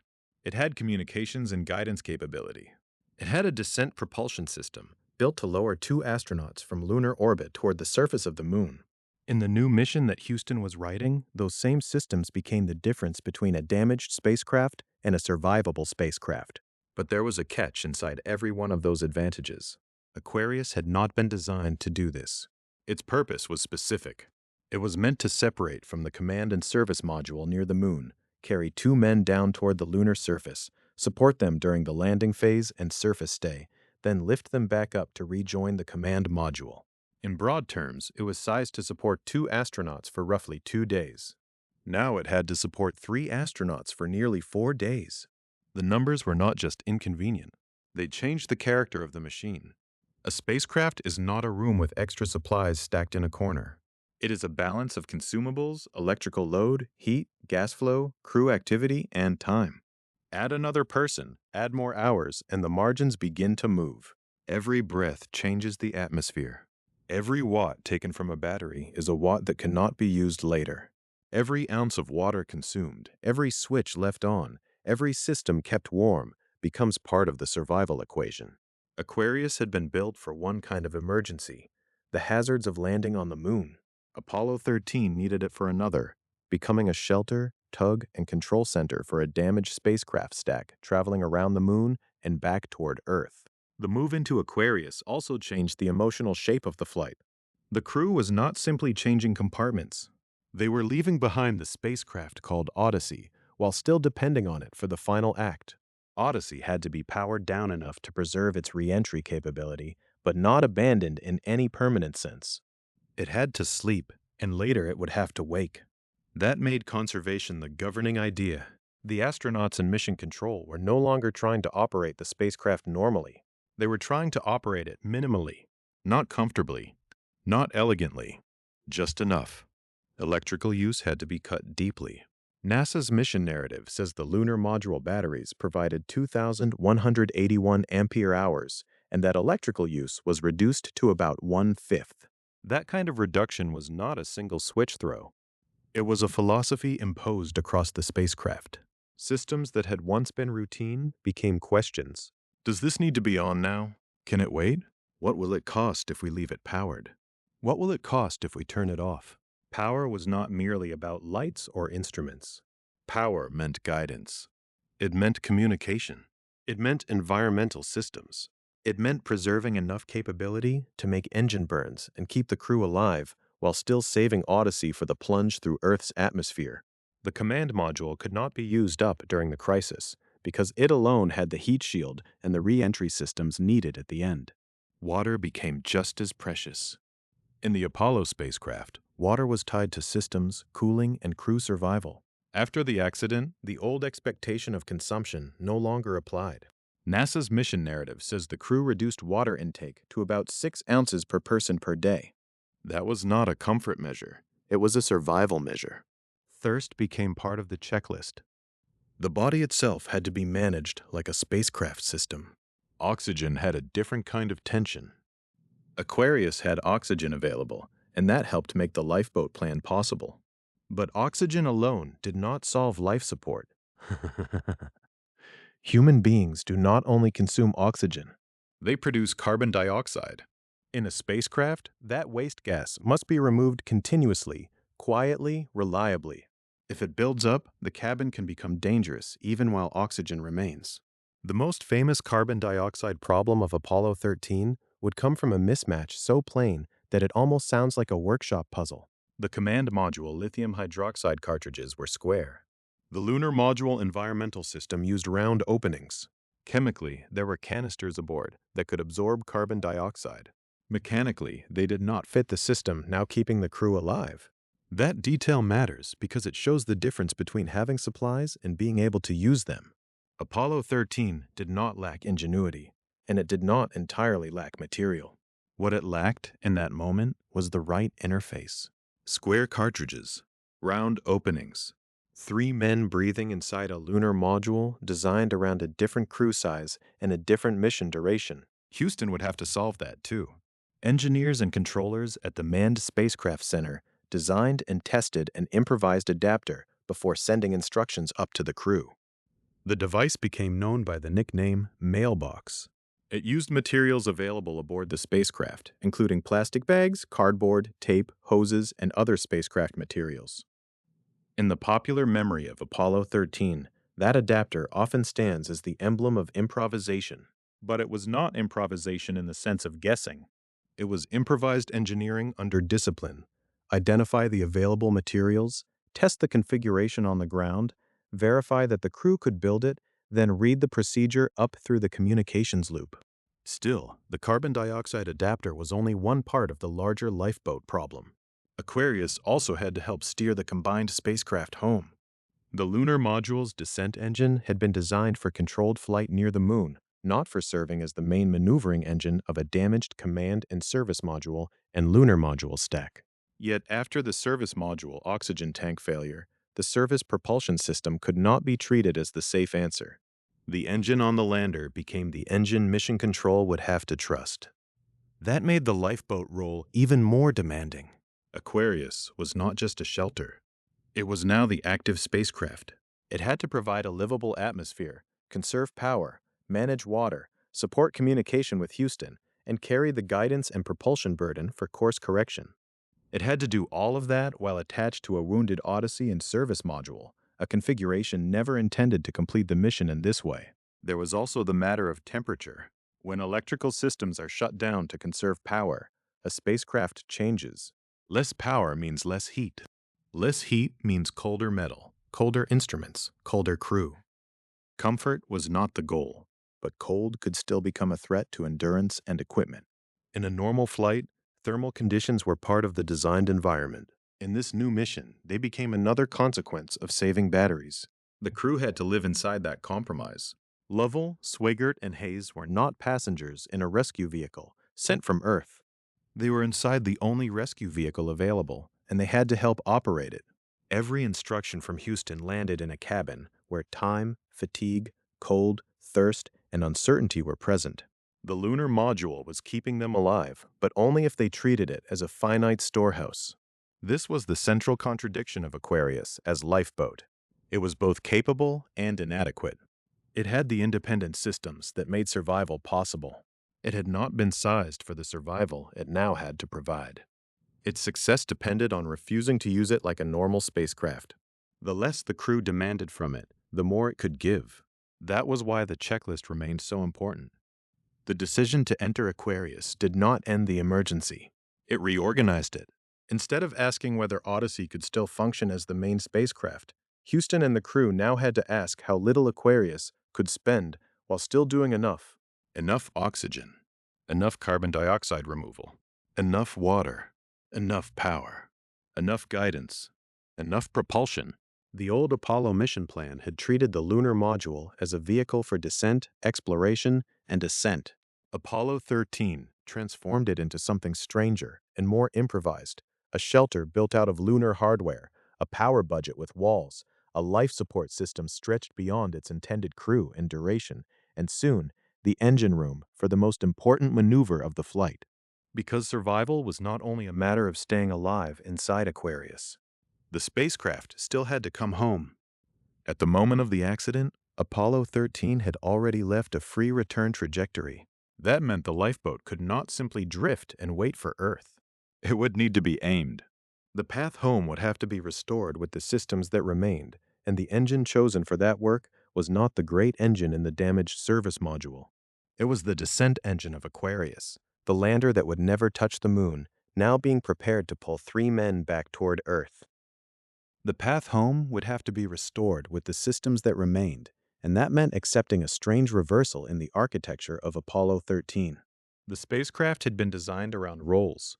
Odyssey, joined to its service module, carried the main engine for major course changes. Aquarius carried a descent engine for lowering 2 astronauts toward the lunar surface. One engine belonged to the highway between worlds. The other belonged to the last miles above the moon. After the accident, those roles no longer mattered in the old way. The service propulsion system, mounted in the service module behind Odyssey, was no longer the engine Mission Control wanted to trust.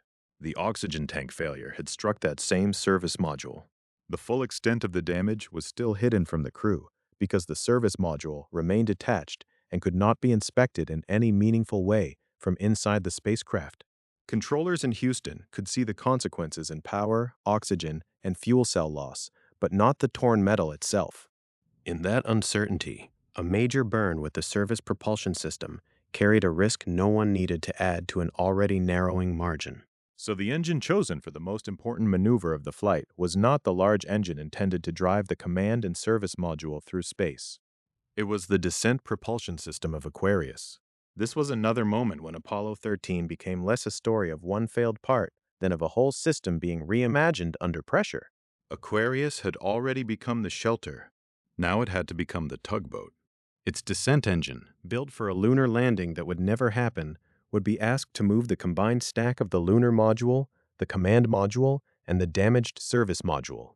It would push a shape it was not originally meant to command, with 3 men inside, on a route that had to be calculated carefully enough to turn a crippled lunar mission back toward Earth. The reason was trajectory. Before the accident, Apollo 13 had left a free return path. A free return trajectory was a kind of celestial safety road. If a spacecraft stayed on it, the moon's gravity could bend its path around the far side and send it back toward Earth without requiring the main engine to perform the decisive rescue. But Apollo 13's flight plan had not remained on that simple return loop. The mission had been aimed at the Fra Mauro landing region, and the planned lunar landing required shaping the path more precisely than a pure free return route allowed. That choice was normal in the context of a lunar landing mission. It became dangerous only after the explosion. Once oxygen tank number 2 failed and Odyssey lost the support of its service module systems, the crew could not simply shut everything down, coast around the moon, and wait for Earth to appear in the window. The spacecraft was on a path that had to be corrected. The first navigation problem was not how to land on the moon. It was how to miss the moon in exactly the right way. The numbers mattered because the margins were real. Before the correction, Apollo 13's closest pass behind the moon would have been about 69 miles above the lunar surface. That was not the desired geometry for the safe return now being built. Mission Control calculated a burn that would raise that closest backside of moon pass to about 156 miles and restore the spacecraft to a free return trajectory. The burn would come at about 61 hours and 30 minutes into the mission. It would last about 34 seconds. 34 seconds is a small amount of time when measured against the scale of the journey. Apollo 13 had launched from Kennedy Space Center in Florida on April 11, 1970. By now, it was far from Earth, carrying 3 men in a spacecraft stack whose original purpose had been shattered. A half-minute of engine firing could sound almost too brief to matter. But in orbital flight, where velocity, angle, and timing accumulate over hundreds of thousands of miles, a small burn at the right moment can decide whether a spacecraft returns safely, returns dangerously, or does not return at all. Inside Aquarius, James A. Lovell Jr., John L. Swigert Jr., and Fred W. Hayes Jr. were no longer preparing for the procedures of a lunar landing. They were becoming the crew of a vehicle that had never been meant to fly this way. The lunar module was attached to the front of Odyssey, not flying free above the moon. Its descent engine was not lowering a 2-man lander toward Fra Mauro. It was pushing the entire damaged assembly through deep space. That changed the feel of control. The crew and mission control had to treat the combined spacecraft as a new machine. The mass, the alignment, the response to thrust, the use of guidance, and the constraints on power all belonged to the emergency configuration, not to the printed ideal of the mission. This was why the work in Houston mattered so much. The Manned Spacecraft Center was not merely telling the crew to fire an engine. It was turning a damaged flight into a sequence that could be performed, checked, and survived. Every instruction had to fit the spacecraft as it now existed. Odyssey had to preserve enough capability for re-entry later. Aquarius had to conserve power, oxygen, and water while still remaining alive enough to steer. The crew had to perform a burn using the lunar module descent propulsion system while attached to a command and service module that could no longer be treated as healthy. The normal hierarchy of Apollo hardware had been inverted. The lander was leading the mothership. There was also a psychological weight to the maneuver that did not need dramatic exaggeration. If the burn was successful, Apollo 13 would regain a free return trajectory. That did not mean the crew would be safe. It meant that the shape of the path would again favor survival. The moon's gravity could be used not as the doorway to a landing, but as part of a return route. The spacecraft would still face carbon dioxide, power conservation, cold, water rationing, navigation refinements, and the later restart of Odyssey. But without this correction, all of those later procedures would exist inside the wrong road through space. The 34-second burn made the road possible. Aquarius fired, and its descent engine did what the mission now required. At about 61 hours and 30 minutes, Apollo 13 was placed back onto a free return trajectory. The closest backside pass was raised from about 69 miles to about 156 miles. These were not poetic numbers to the people in mission control. They were the geometry of survival. They told controllers that the spacecraft had been turned away from one kind of danger and placed back onto a path that could bring it around the moon and homeward. Still, the success of that burn did not restore Apollo 13 to the mission it had been. Fra Mauro was gone. The landing was gone. The original flight plan was gone. What remained was a chain of necessary acts, each one depending on the last. The crew had moved into Aquarius. Houston had begun writing a new mission in real time. Now the lunar module descent engine had returned the spacecraft to a free return path. The lunar lander, designed for descent, had become the engine of return. That fact gives the moment its quiet force.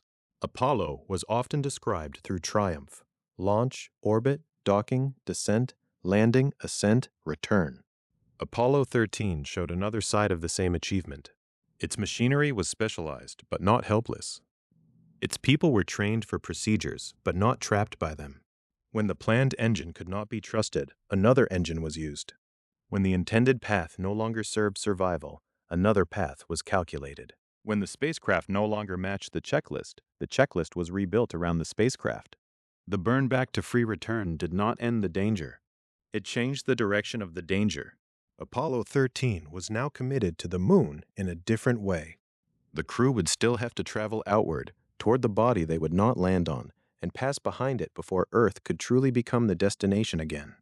The moon, once the mission's objective, had become the turning point. Ahead of them lay the far side, the place where radio contact would vanish and the spacecraft would be farther from help than any human beings had ever been. And after that, if the geometry held and the next burn could be made, the moon's gravity and the engine of Aquarius would begin changing disaster into a route home. Ahead of them lay the far side, and that phrase carried more than geography. For Apollo 13, the far side of the moon was a silence they had to enter before they could truly begin the journey home.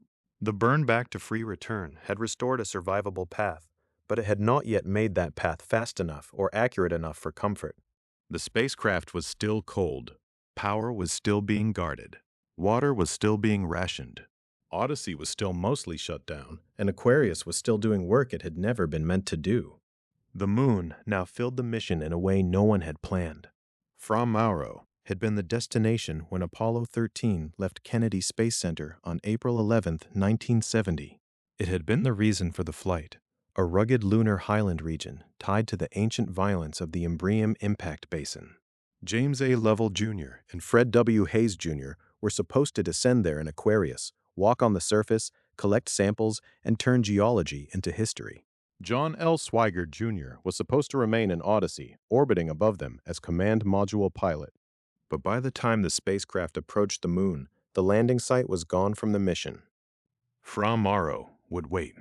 Apollo 13 was no longer a landing attempt. It was a damaged machine moving through lunar gravity, with 3 men inside and a new question pressing on every calculation: how quickly could they get back to Earth without using more than the spacecraft had left? The far side was the cinematic midpoint of the flight, but for the crew and for mission control in Houston, it was also practical. The moon's gravity was not a backdrop. It was part of the rescue. Once Apollo 13 passed around the moon, the same celestial mechanics that had been designed to support exploration could help bend the crippled spacecraft back toward Earth. The mission had lost the ability to land, but it had not lost the ability to use the moon. Still, rounding the moon was not safety. It was a necessary passage through isolation. When a spacecraft goes behind the moon itself blocks radio communication with Earth. Mission control at the Manned Spacecraft Center in Houston, Texas, could not talk to the crew. The calm voices of capsule communicators, the careful instructions from flight directors in back rooms, the constant stream of engineering judgment, all of it had to pause while Apollo 13 moved through that shadowed interval. For the men inside Aquarius and Odyssey, there was no immediate advice coming from Earth. For the people on Earth, there was no immediate reassurance coming from the spacecraft. That silence mattered because so much of the rescue depended on connection. Since the oxygen tank failure, survival had become a chain of procedures written, checked, tested, and read up from the ground. Mission Control was not merely watching the spacecraft, it was helping invent the mission moment by moment. Engineers and controllers had already had to think through how to preserve the command module for re-entry, how to power down, how to use Aquarius as a lifeboat, and how to maneuver with the lunar module descent propulsion system instead of the damaged service module's engine.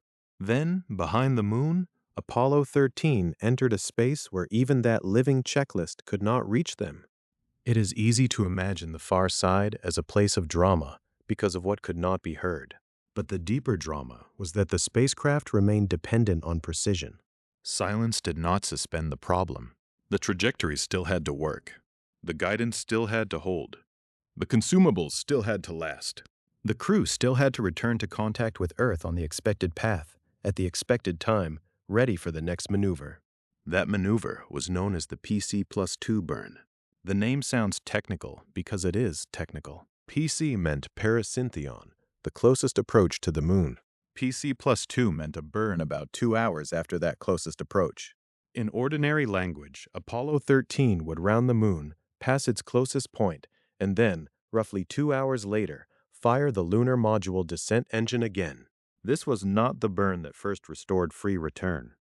That earlier firing, at about 61 hours and 30 minutes into the mission, had lasted about 34 seconds and put Apollo 13 back onto a path that would bring it around the moon and toward Earth.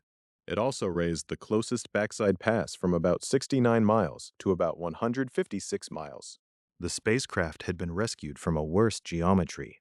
But a free return path alone was not the best answer anymore. It would get them back, but not quickly enough for the tightening limits of life support, power, and water. Every hour mattered because Aquarius had been built for 2 astronauts for roughly 2 days, not 3 astronauts for nearly 4 days. Mission Control needed to shorten the return.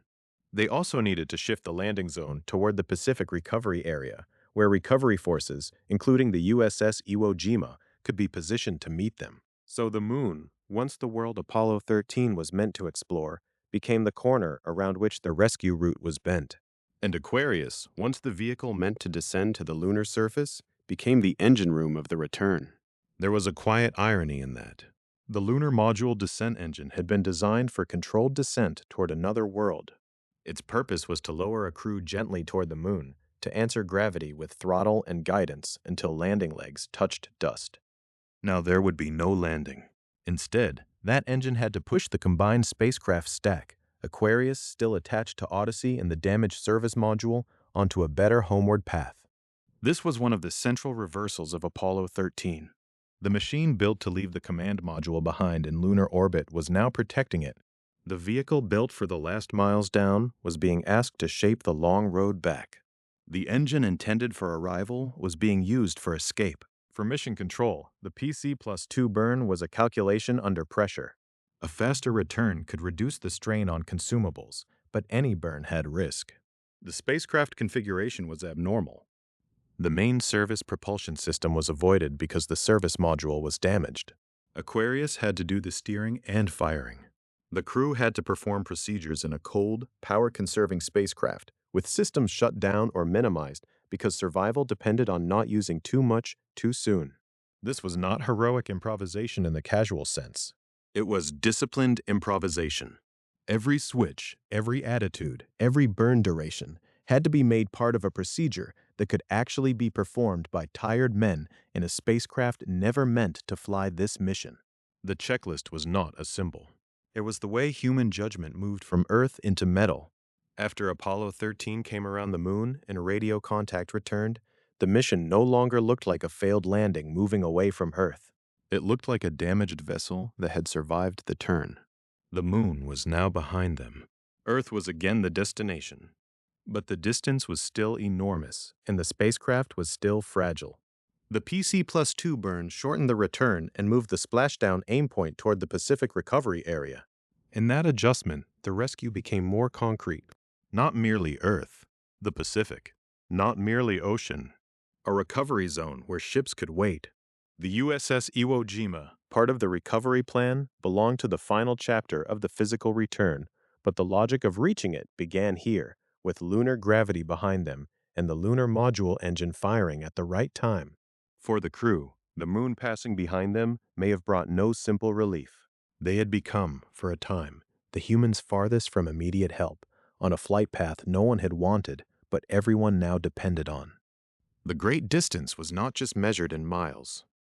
It was measured in delay, in consumables, in the inability to inspect the damaged service module, in the uncertainty of what Odyssey would be like when it had to wake again for re-entry. And yet the shape of the story had changed.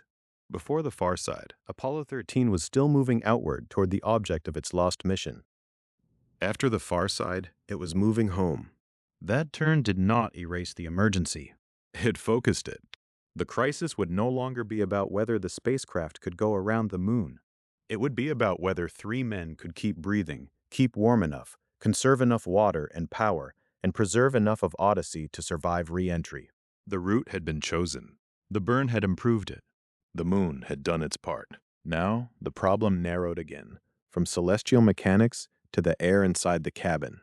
Because in Aquarius, life support was carrying more men for more time than it had been designed to carry.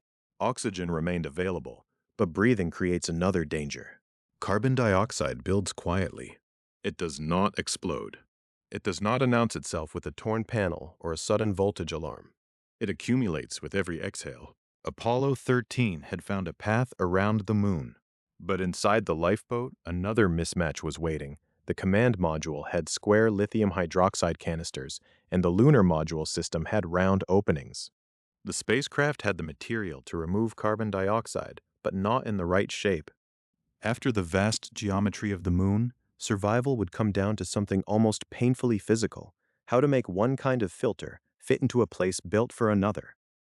The path home had become a chain of solved problems, each one revealing the next. First, Apollo 13 had to survive the explosion. Then Odyssey had to be powered down before its remaining life could be spent. Aquarius had to become a lifeboat. The trajectory had to be repaired with the lunar module descent engine. The moon had to be rounded, and the spacecraft had to be aimed back toward Earth. But once the great motions of the mission were under control, the danger became intimate again. It was in the air. Every breath the astronauts took gave them oxygen and returned carbon dioxide to the cabin. In an ordinary spacecraft, that exchange was managed quietly by the environmental control system. Lithium hydroxide canisters absorbed the carbon dioxide before it could build to dangerous levels. The chemistry was not dramatic. It did not look like the famous image of an explosion, or a burn behind the moon, or a recovery ship waiting in the Pacific. It was a hidden form of survival, a filter doing its work in the background. On Apollo 13, the chemistry existed. The crew had lithium hydroxide. The problem was shape. The command module, Odyssey, carried square lithium hydroxide cartridges. The lunar module, Aquarius, used round openings in its environmental system. The square cartridges could not simply be placed into the round receptacles. The crew had enough of the right material, but the spacecraft did not give them the right interface. It was one of the cleanest, strangest engineering problems in the entire mission. Not a missing substance. Not a broken theory. Not a question of whether lithium hydroxide could remove carbon dioxide.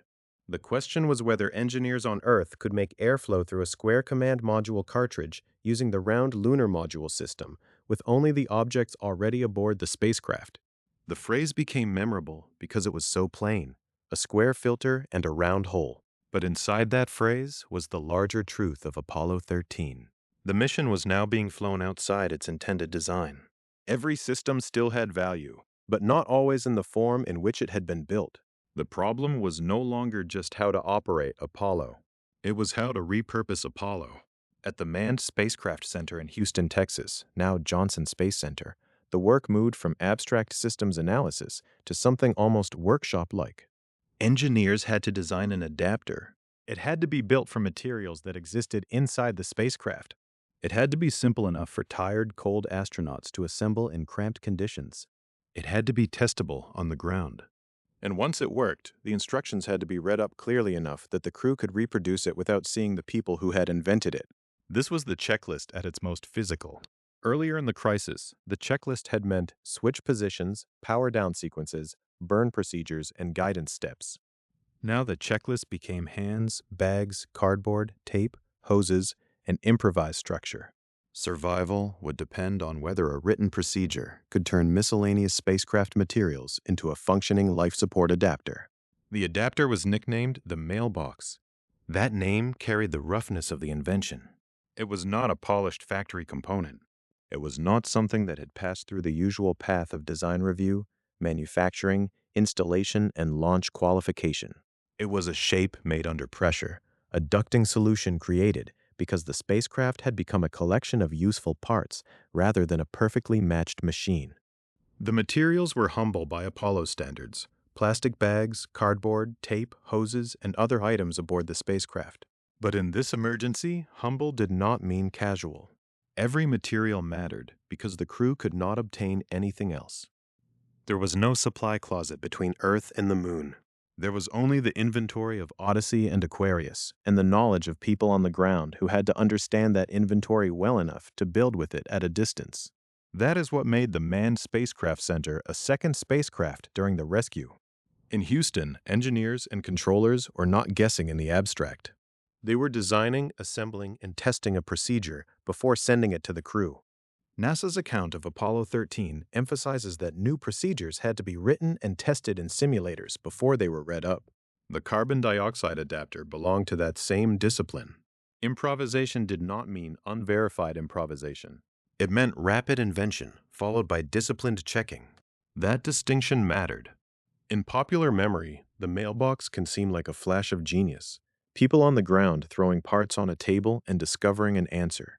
There was ingenuity in it, certainly. But the deeper achievement was controlled ingenuity. A solution that could not be repeated by the crew was useless. A solution that took too long was dangerous. A solution that looked plausible but did not move cabin air properly through the lithium hydroxide would fail invisibly, while carbon dioxide kept rising. The engineers had to solve for airflow, fit, materials, and procedure all at once. The square canister had to be placed where it could do the work. The lunar module environmental system had to be made to draw air through it. Plastic had to help form a path. Cardboard had to give shape and support. Tape had to seal and hold.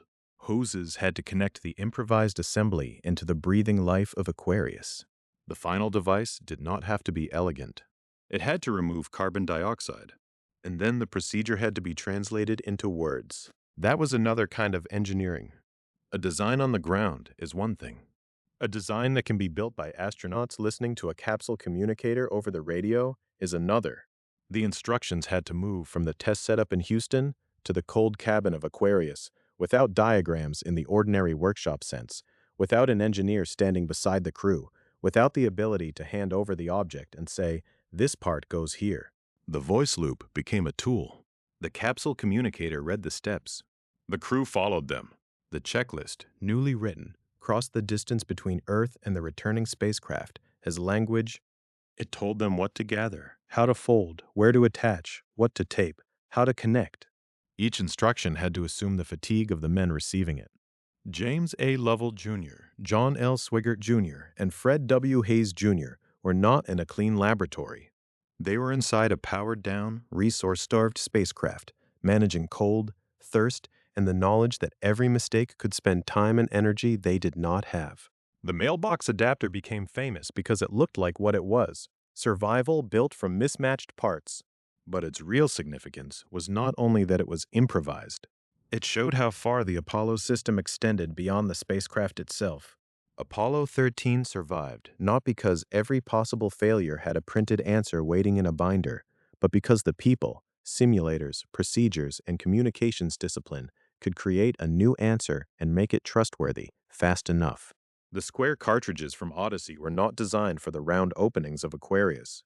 That mismatch should not have mattered on a normal mission. The command module had its own environmental system. The lunar module had its own. Each was built for its assigned role. But the accident had erased the normal boundaries between spacecraft. Odyssey had become a dormant return capsule. Aquarius had become a lifeboat.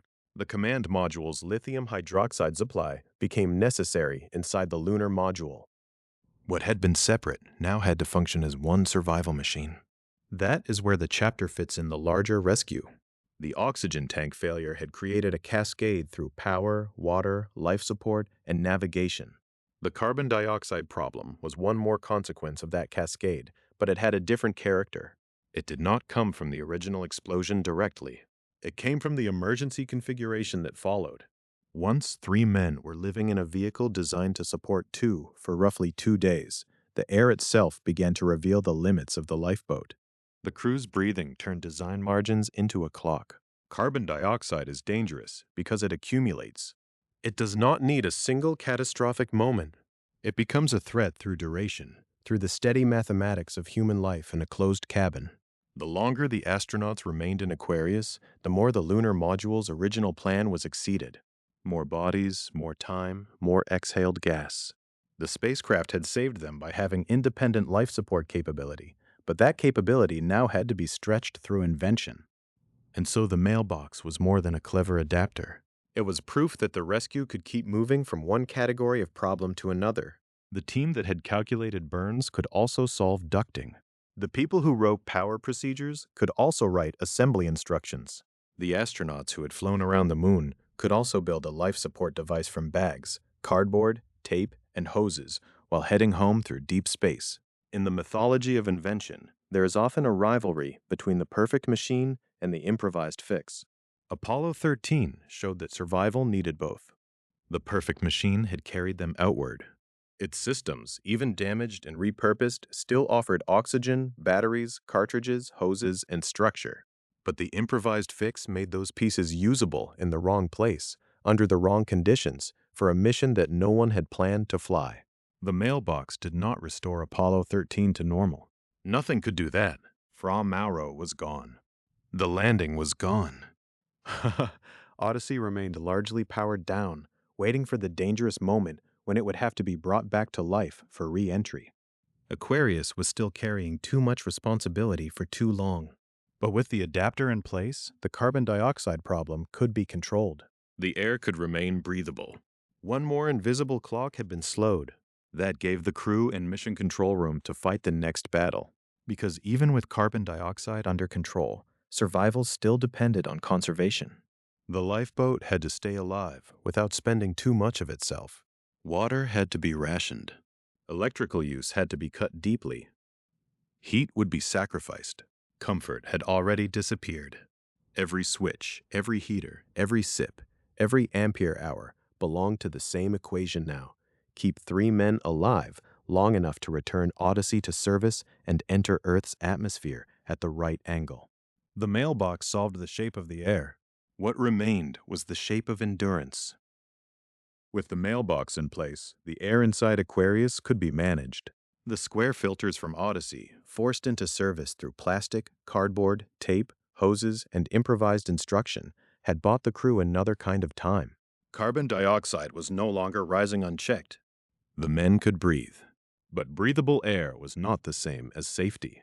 Apollo 13 was still a damaged spacecraft moving through deep space, and Aquarius was still a machine being asked to do more than its designers had planned.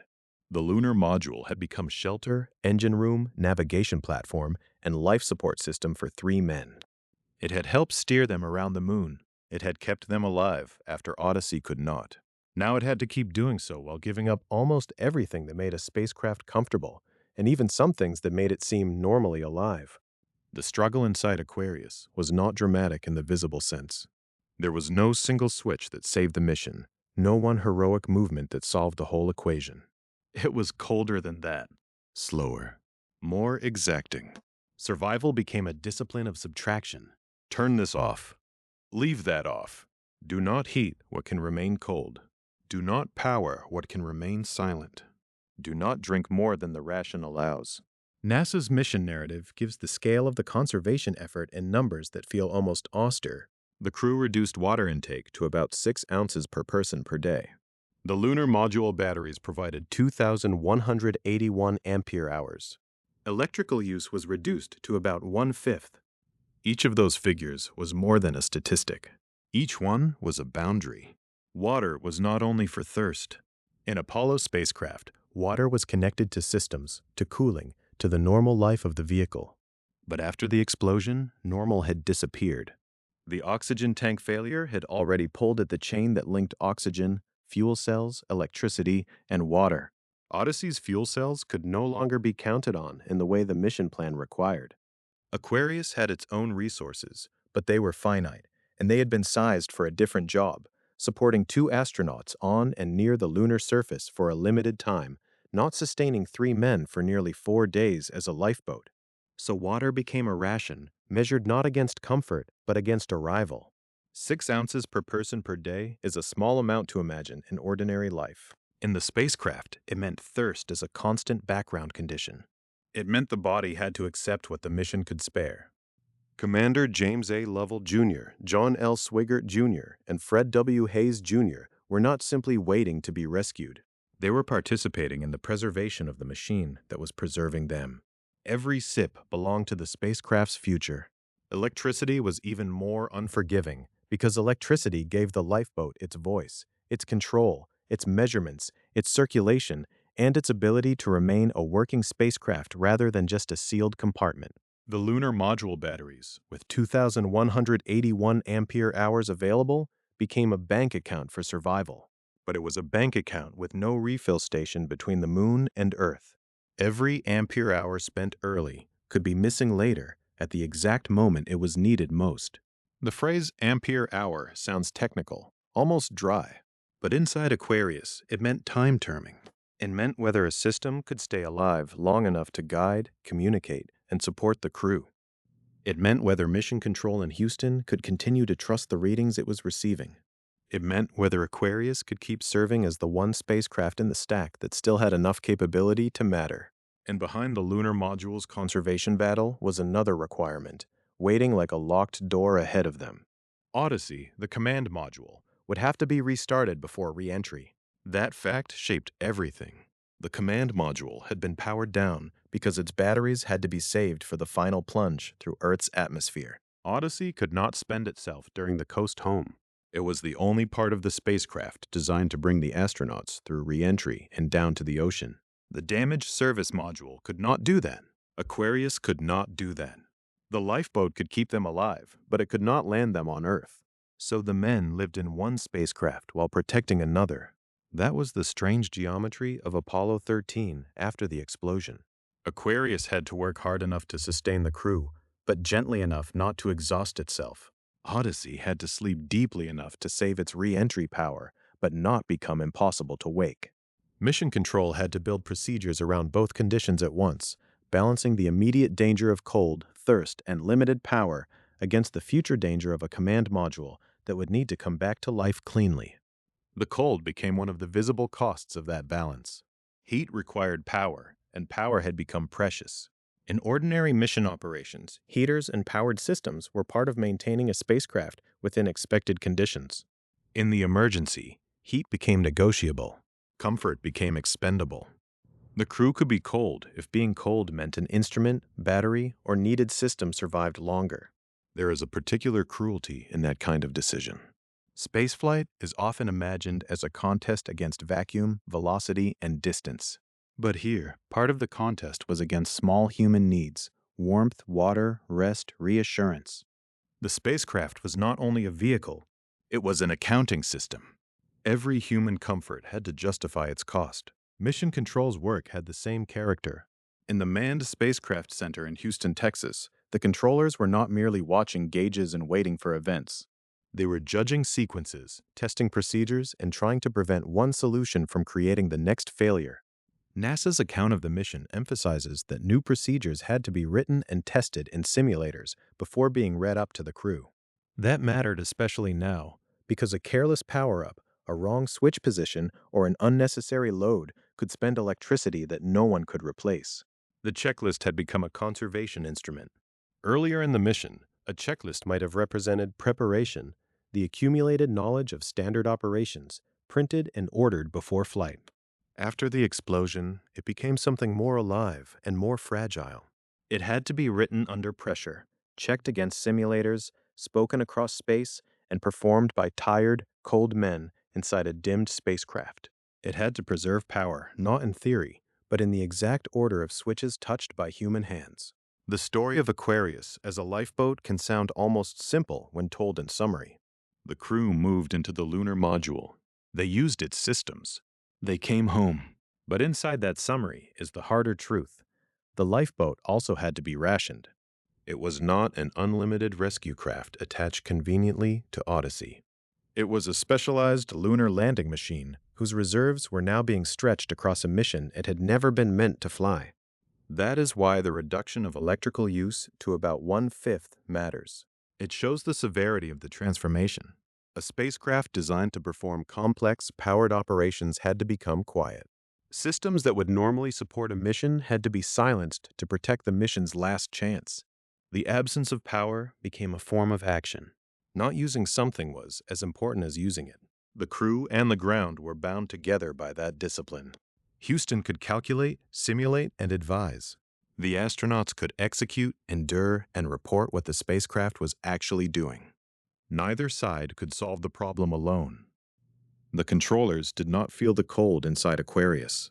The crew did not have the full simulator network and engineering rooms of the manned spacecraft center around them. Survival depended on the connection between those two worlds, the freezing, rationed cabin in deep space and the brightly lit rooms in Houston where procedures were being invented fast enough to matter. The conservation battle also changed the emotional scale of the mission. Apollo 13 had begun as an attempt to land in the Fra Mauro region of the Moon. It had become a return problem, then a life support problem, then a carbon dioxide problem. Now it was an endurance problem. The great objective had narrowed to keeping 3 men and 2 spacecraft in the right condition for one final sequence. Aquarius had to last long enough. Odyssey had to remain capable enough. The crew had to endure enough.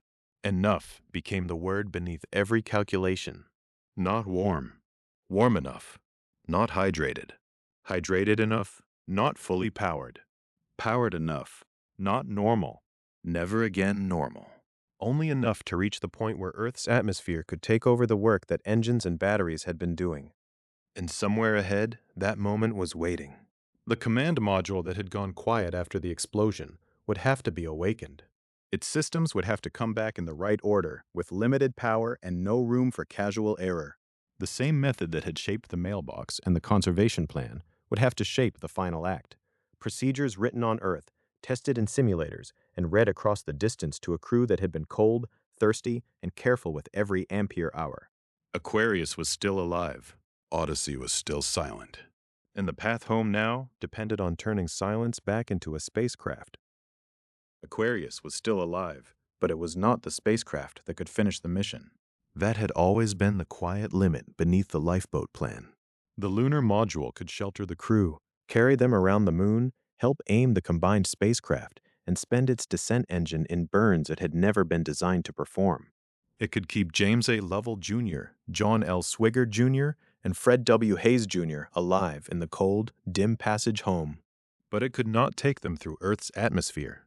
For that, they needed Odyssey. The command module had been the center of the original mission, the crew compartment, the re-entry vehicle, the ship that would separate from the service module and survive the final plunge back to Earth. After the explosion, Odyssey had become something else.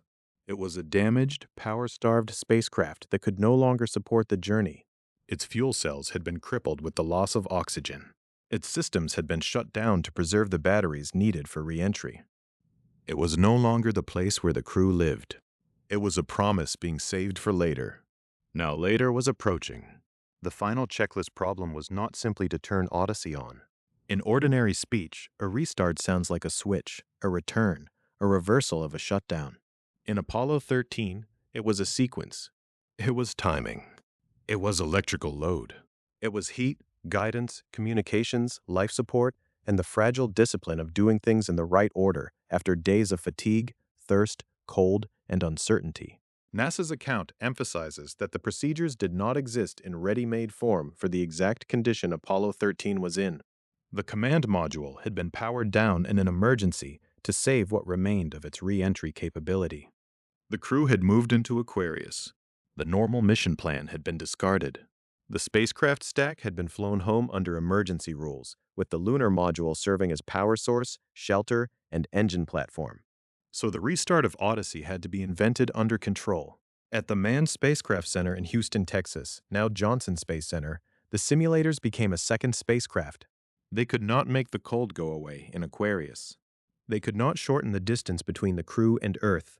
But they could answer one question again and again. If the astronauts performed this switch sequence, in this order, with this amount of power available, would Odyssey come back alive without spending the batteries it needed for entry? That was the danger. The command module batteries were not just another reserve. They were the final reserve. They had to support the systems needed after Aquarius was jettisoned and before the parachutes could bring the crew down into the Pacific. If the procedure wasted too much power, there would be no second lifeboat. If a wrong configuration overloaded a system or left something essential unpowered, the crew might reach Earth and still be unable to enter safely. The checklist, by now, had become the mission's most important invention. It had already changed shape several times. It had become the shutdown plan that preserved Odyssey. It had become the lifeboat plan that kept Aquarius alive. It had become the carbon dioxide adapter, the mailbox, built from spacecraft materials after engineers in Houston tested how square command module canisters could be made to work with round lunar module openings. It had become a conservation plan in which water intake was cut severely and electrical use reduced to a fraction of normal. Now it became a resurrection plan. The people on the ground had to write it, test it, revise it, and read it up to the crew. The astronauts had to copy it, understand it, and execute it in a spacecraft that had been mostly silent for days. This was not glamorous engineering in the usual sense. It was not a new rocket, a new engine, or a new instrument. It was a way of arranging human action so that a machine could safely change states, from sleeping to awake, from lifeboat passenger to re-entry ship. The drama was quiet because so much of it lived in margins. How much power would a component draw when it came back online? What could be delayed? What had to come first? What could remain off until the last possible moment? Which systems needed to be warm, aligned, responsive, and ready before the command module separated from the rest of the stack? Odyssey had been built for this final act, but not under these conditions. Its design assumed a mission in which the service module would support the command module until late in the flight. Apollo 13 had reversed that logic. The service module was wounded. The command module had been protected by silence. The lunar module had carried the burden. The final question was whether the spacecraft that could no longer sustain the journey could still perform its last duty. Even before Odyssey's full return, the route still had to be refined. At about 105 hours and 18 minutes into the mission, Apollo 13 made a later manual course correction. The burn used the lunar module engine and lasted 14.8 seconds. By then, the crew and mission control were not trying to return to a grand lunar objective. Fra Mauro was gone. The mission had narrowed to geometry. Enter Earth's atmosphere within a safe corridor, neither too steep nor too shallow. A re-entry corridor is unforgiving. Too steep, and the heating and forces become deadly. Too shallow, and the spacecraft can skip away from the atmosphere rather than descend through it. For Apollo 13, this geometry had been managed through earlier burns with the Lunar Module Descent Propulsion System, including the return to a free return path and the burn after rounding the moon that helped shorten the trip and shift the landing area toward the Pacific Recovery Zone. But the final path still needed care. The manual correction mattered because it showed how far the mission had moved from its original architecture. The crew was still steering a combined, improvised spacecraft stack. The engine being used was not the damaged service propulsion system. It was the lunar module's engine, part of Aquarius, continuing to serve the mission beyond its intended role. The burn was short, but its purpose was precise: refine the angle of return, protect the narrow path into Earth's atmosphere, and keep the final rescue possible. A 14.8-second firing does not sound like much against the scale of a lunar mission. But by then, Apollo 13 was made of small margins. A few seconds of engine time. A few switches in the right order. A little water saved. A little current not drawn. A little carbon dioxide removed from the air before it became too much. The mission was no longer being saved by one dramatic act. It was being saved by accumulation. And all the while, Odyssey waited.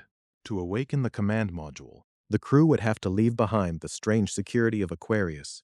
The lunar module had been cramped, cold, overworked, and never meant to host 3 men for nearly 4 days. Yet it had become home. It had air, some power, and the engine that had helped correct the path. Odyssey, by contrast, was the necessary unknown. It had been protected, but protection was not proof.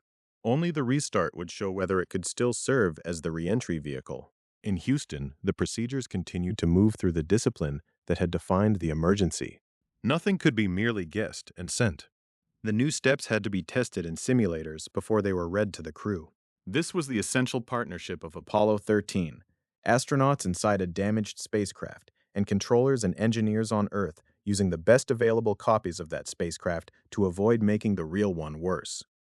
The checklist crossed the distance as spoken language. A voice from Mission Control carried instructions upward. The crew answered, wrote, checked, and prepared. It was a fragile form of manufacturing. Houston manufacturing a sequence, the astronauts assembling it in action. No factory floor, no spare parts, no possibility of stopping the line. Just words, switches, and the last stored power of Odyssey. The command module restart was therefore more than a technical necessity. It was the test of everything the rescue had been trying to preserve. The batteries had been saved for this. The water had been rationed for this. Aquarius had been kept alive for this. The burns had shaped the route for this. The mailbox had kept the air breathable, so the crew could reach this moment still able to work. If Odyssey woke properly, Apollo 13 could become a re-entry mission again. If it did not, Earth itself would not be enough. The planet could be visible, close, blue, and waiting, but without a functioning command module, the crew would have no protected way to come home. The atmosphere that would slow them, heat them, and deliver them to the ocean would also be lethal unless Odyssey's heat shield, guidance, electrical power, and re-entry systems were ready. So the silent spacecraft was asked to become itself again. Not the Odyssey of launch, not the fully supported command module of the original flight plan. That ship was gone when oxygen tank number 2 failed and the service module lost its ability to sustain the mission. What remained was a narrower version of Odyssey, stripped to the purpose that mattered most: keep the crew alive through the fire of re-entry. Beyond the windows, Earth was no longer an abstract destination. It was the end of the corridor that the lunar module burns had protected. It was the reason for every conserved Ampere-Hour. It was the place where ships and helicopters could wait if the spacecraft reached the ocean under parachutes. But before recovery, before splashdown, before anyone could call Apollo 13 safely home, the damaged stack would have to be taken apart. The service module that had hidden its wounds for days would finally be cast away. And only then would the crew see what the explosion had done to the machine that once made Odyssey a working spacecraft. The spacecraft had been saved, in part, by becoming less than it had been. Aquarius had carried the crew when Odyssey could not. Odyssey had been awakened when only Odyssey could bring them through the atmosphere. Now, as Earth filled more of the windows and the re-entry corridor narrowed from calculation into reality, the last pieces of the damaged stack had to be separated. The service module had been there since launch, bolted behind the command module, carrying the systems that made Odyssey more than a re-entry capsule. It had held oxygen, fuel cells, power, and the service propulsion system. Before the accident, it was part of the spacecraft's strength. After oxygen tank number 2 failed, it became a wounded structure the crew could not fully inspect. For days, the astronauts had lived with the consequences of that damage without being able to see its full shape. They had known it through instrument readings: lost fuel cells, falling oxygen, crippled electrical power, and the sudden transformation of the lunar module into a lifeboat. They had known it through silence too, through systems shut down to preserve the command module batteries, through procedures read from Houston and executed in cold air, through the careful discipline of not using what could not be replaced. But the service module itself had remained mostly hidden. Shortly before re-entry, it was jettisoned. The machine that had once been Odyssey's support system drifted away, and for the first time, the crew could look back at the source of the crisis. They could see and photograph the missing panel and the damage left by the explosion. The view gave visual form to what Mission Control and the astronauts had been fighting since the night of April 13th, 1970. It was not just an anomaly on a console anymore. It was not just a warning light or a loss of pressure, not just main DC-B bus undervolt, not just two fuel cells gone. It was a torn spacecraft in open space, a service module with a panel missing, damage exposed against the blackness. For all the engineering that had carried the crew this far, that glimpse mattered because it confirmed the scale of what had been survived. There is a particular quiet in that moment. The crew were not seeing the damage at the beginning, when there might have been time to think of it as a cause. They were seeing it at the end, when it had already become a history of decisions. Every burn with the lunar module descent engine, every improvised procedure, every conserved Ampere-Hour, every adjustment to air, water, power, and trajectory now had a visible object attached to it. The wounded service module was the thing they had escaped from, but also the thing that had forced the mission to become something else. Then came the final separation from Aquarius. The lunar module had been designed for a lunar landing, not for this. It had been meant to carry 2 astronauts down to the moon and back to lunar orbit, not to shelter 3 men for nearly 4 days on the way home. Yet Aquarius had become the life raft, the workshop, the guidance platform, and the place where survival was stretched beyond design intent. It had supplied oxygen, power, environmental control, and a descent engine that had helped reshape the return path. Now, at the edge of Earth's atmosphere, it too had to be let go. Aquarius could not re-enter. Odyssey could. The command module, small and blunt and protected by its heat shield, was the only part of Apollo 13 that could finish the journey. So the rescue narrowed once more. 3 men, 1 command module, 1 re-entry corridor, 1 ocean. Below them was the South Pacific. The recovery ship USS Iwo Jima was stationed for the Pacific recovery. That detail had been part of the mission's new geometry after the burns that brought Apollo 13 home, not just return to Earth, but return to a place where recovery forces could reach them. A safe trajectory was not only a line on a map. It had to end in water, under parachutes, within reach of ships and helicopters. On April 17, 1970, Apollo 13 splashed down safely in the South Pacific. After everything that had been improvised, the ending looked almost simple from a distance: parachutes, ocean, recovery. The command module descended into the recovery area, and the crew were alive. James A. Lovell Jr., John L. Swigert Jr., and Fred W. Hayes Jr. had not landed at Fra Mauro. They had not walked the lunar highlands associated with ejecta from the Imbrium impact basin. The scientific mission had been lost, but the human beings inside the spacecraft had returned.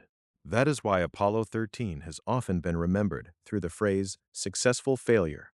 The phrase can be useful, but only if held carefully. The failure was real. A lunar landing mission was abandoned. A spacecraft was crippled. A damaged service module was photographed only after it had nearly cost the crew their lives. The success was also real. Mission control, the crew, the simulators, the checklists, and the machinery that remained usable had all been drawn into a rescue that worked. The story did not end with splashdown. In one sense, splashdown began the final investigation. NASA's review board focused on oxygen tank number 2 and recommended redesign and recertification of the service module oxygen storage system. The accident was not treated as a mystery to be admired from a distance. It was treated as a system failure that had to be understood, traced, corrected, and prevented. That distinction matters. Apollo 13 was not saved by optimism alone, and it was not explained by a single dramatic instant. The explosion had a history.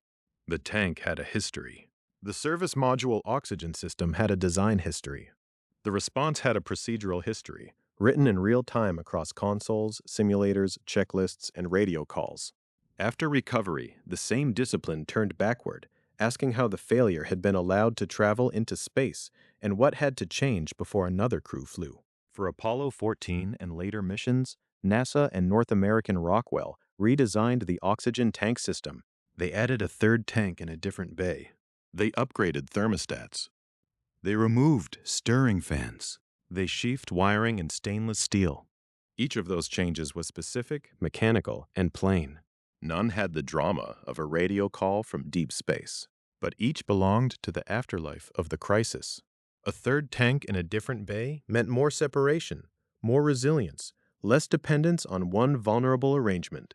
Upgraded thermostats addressed a weakness in how heat and electrical control had been managed.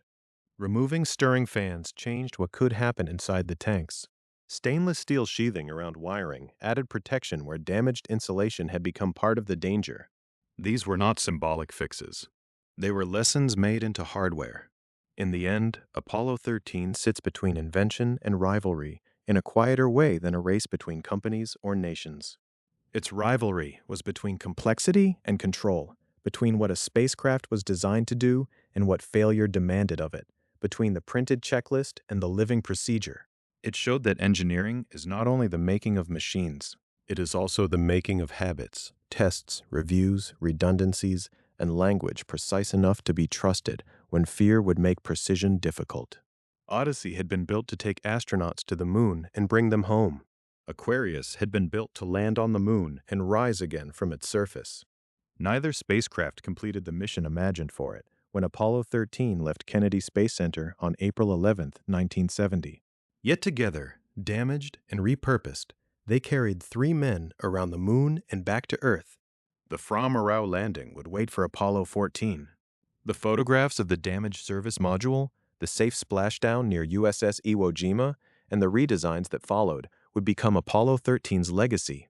Not a clean triumph, not a simple disaster. A rescue shaped by failure, and a failure answered by disciplined human work. The ocean closed around Odyssey. The helicopters came. The crew were recovered. And behind that calm final image was the full chain of the story, the explosion, the checklist, and the fight to get home.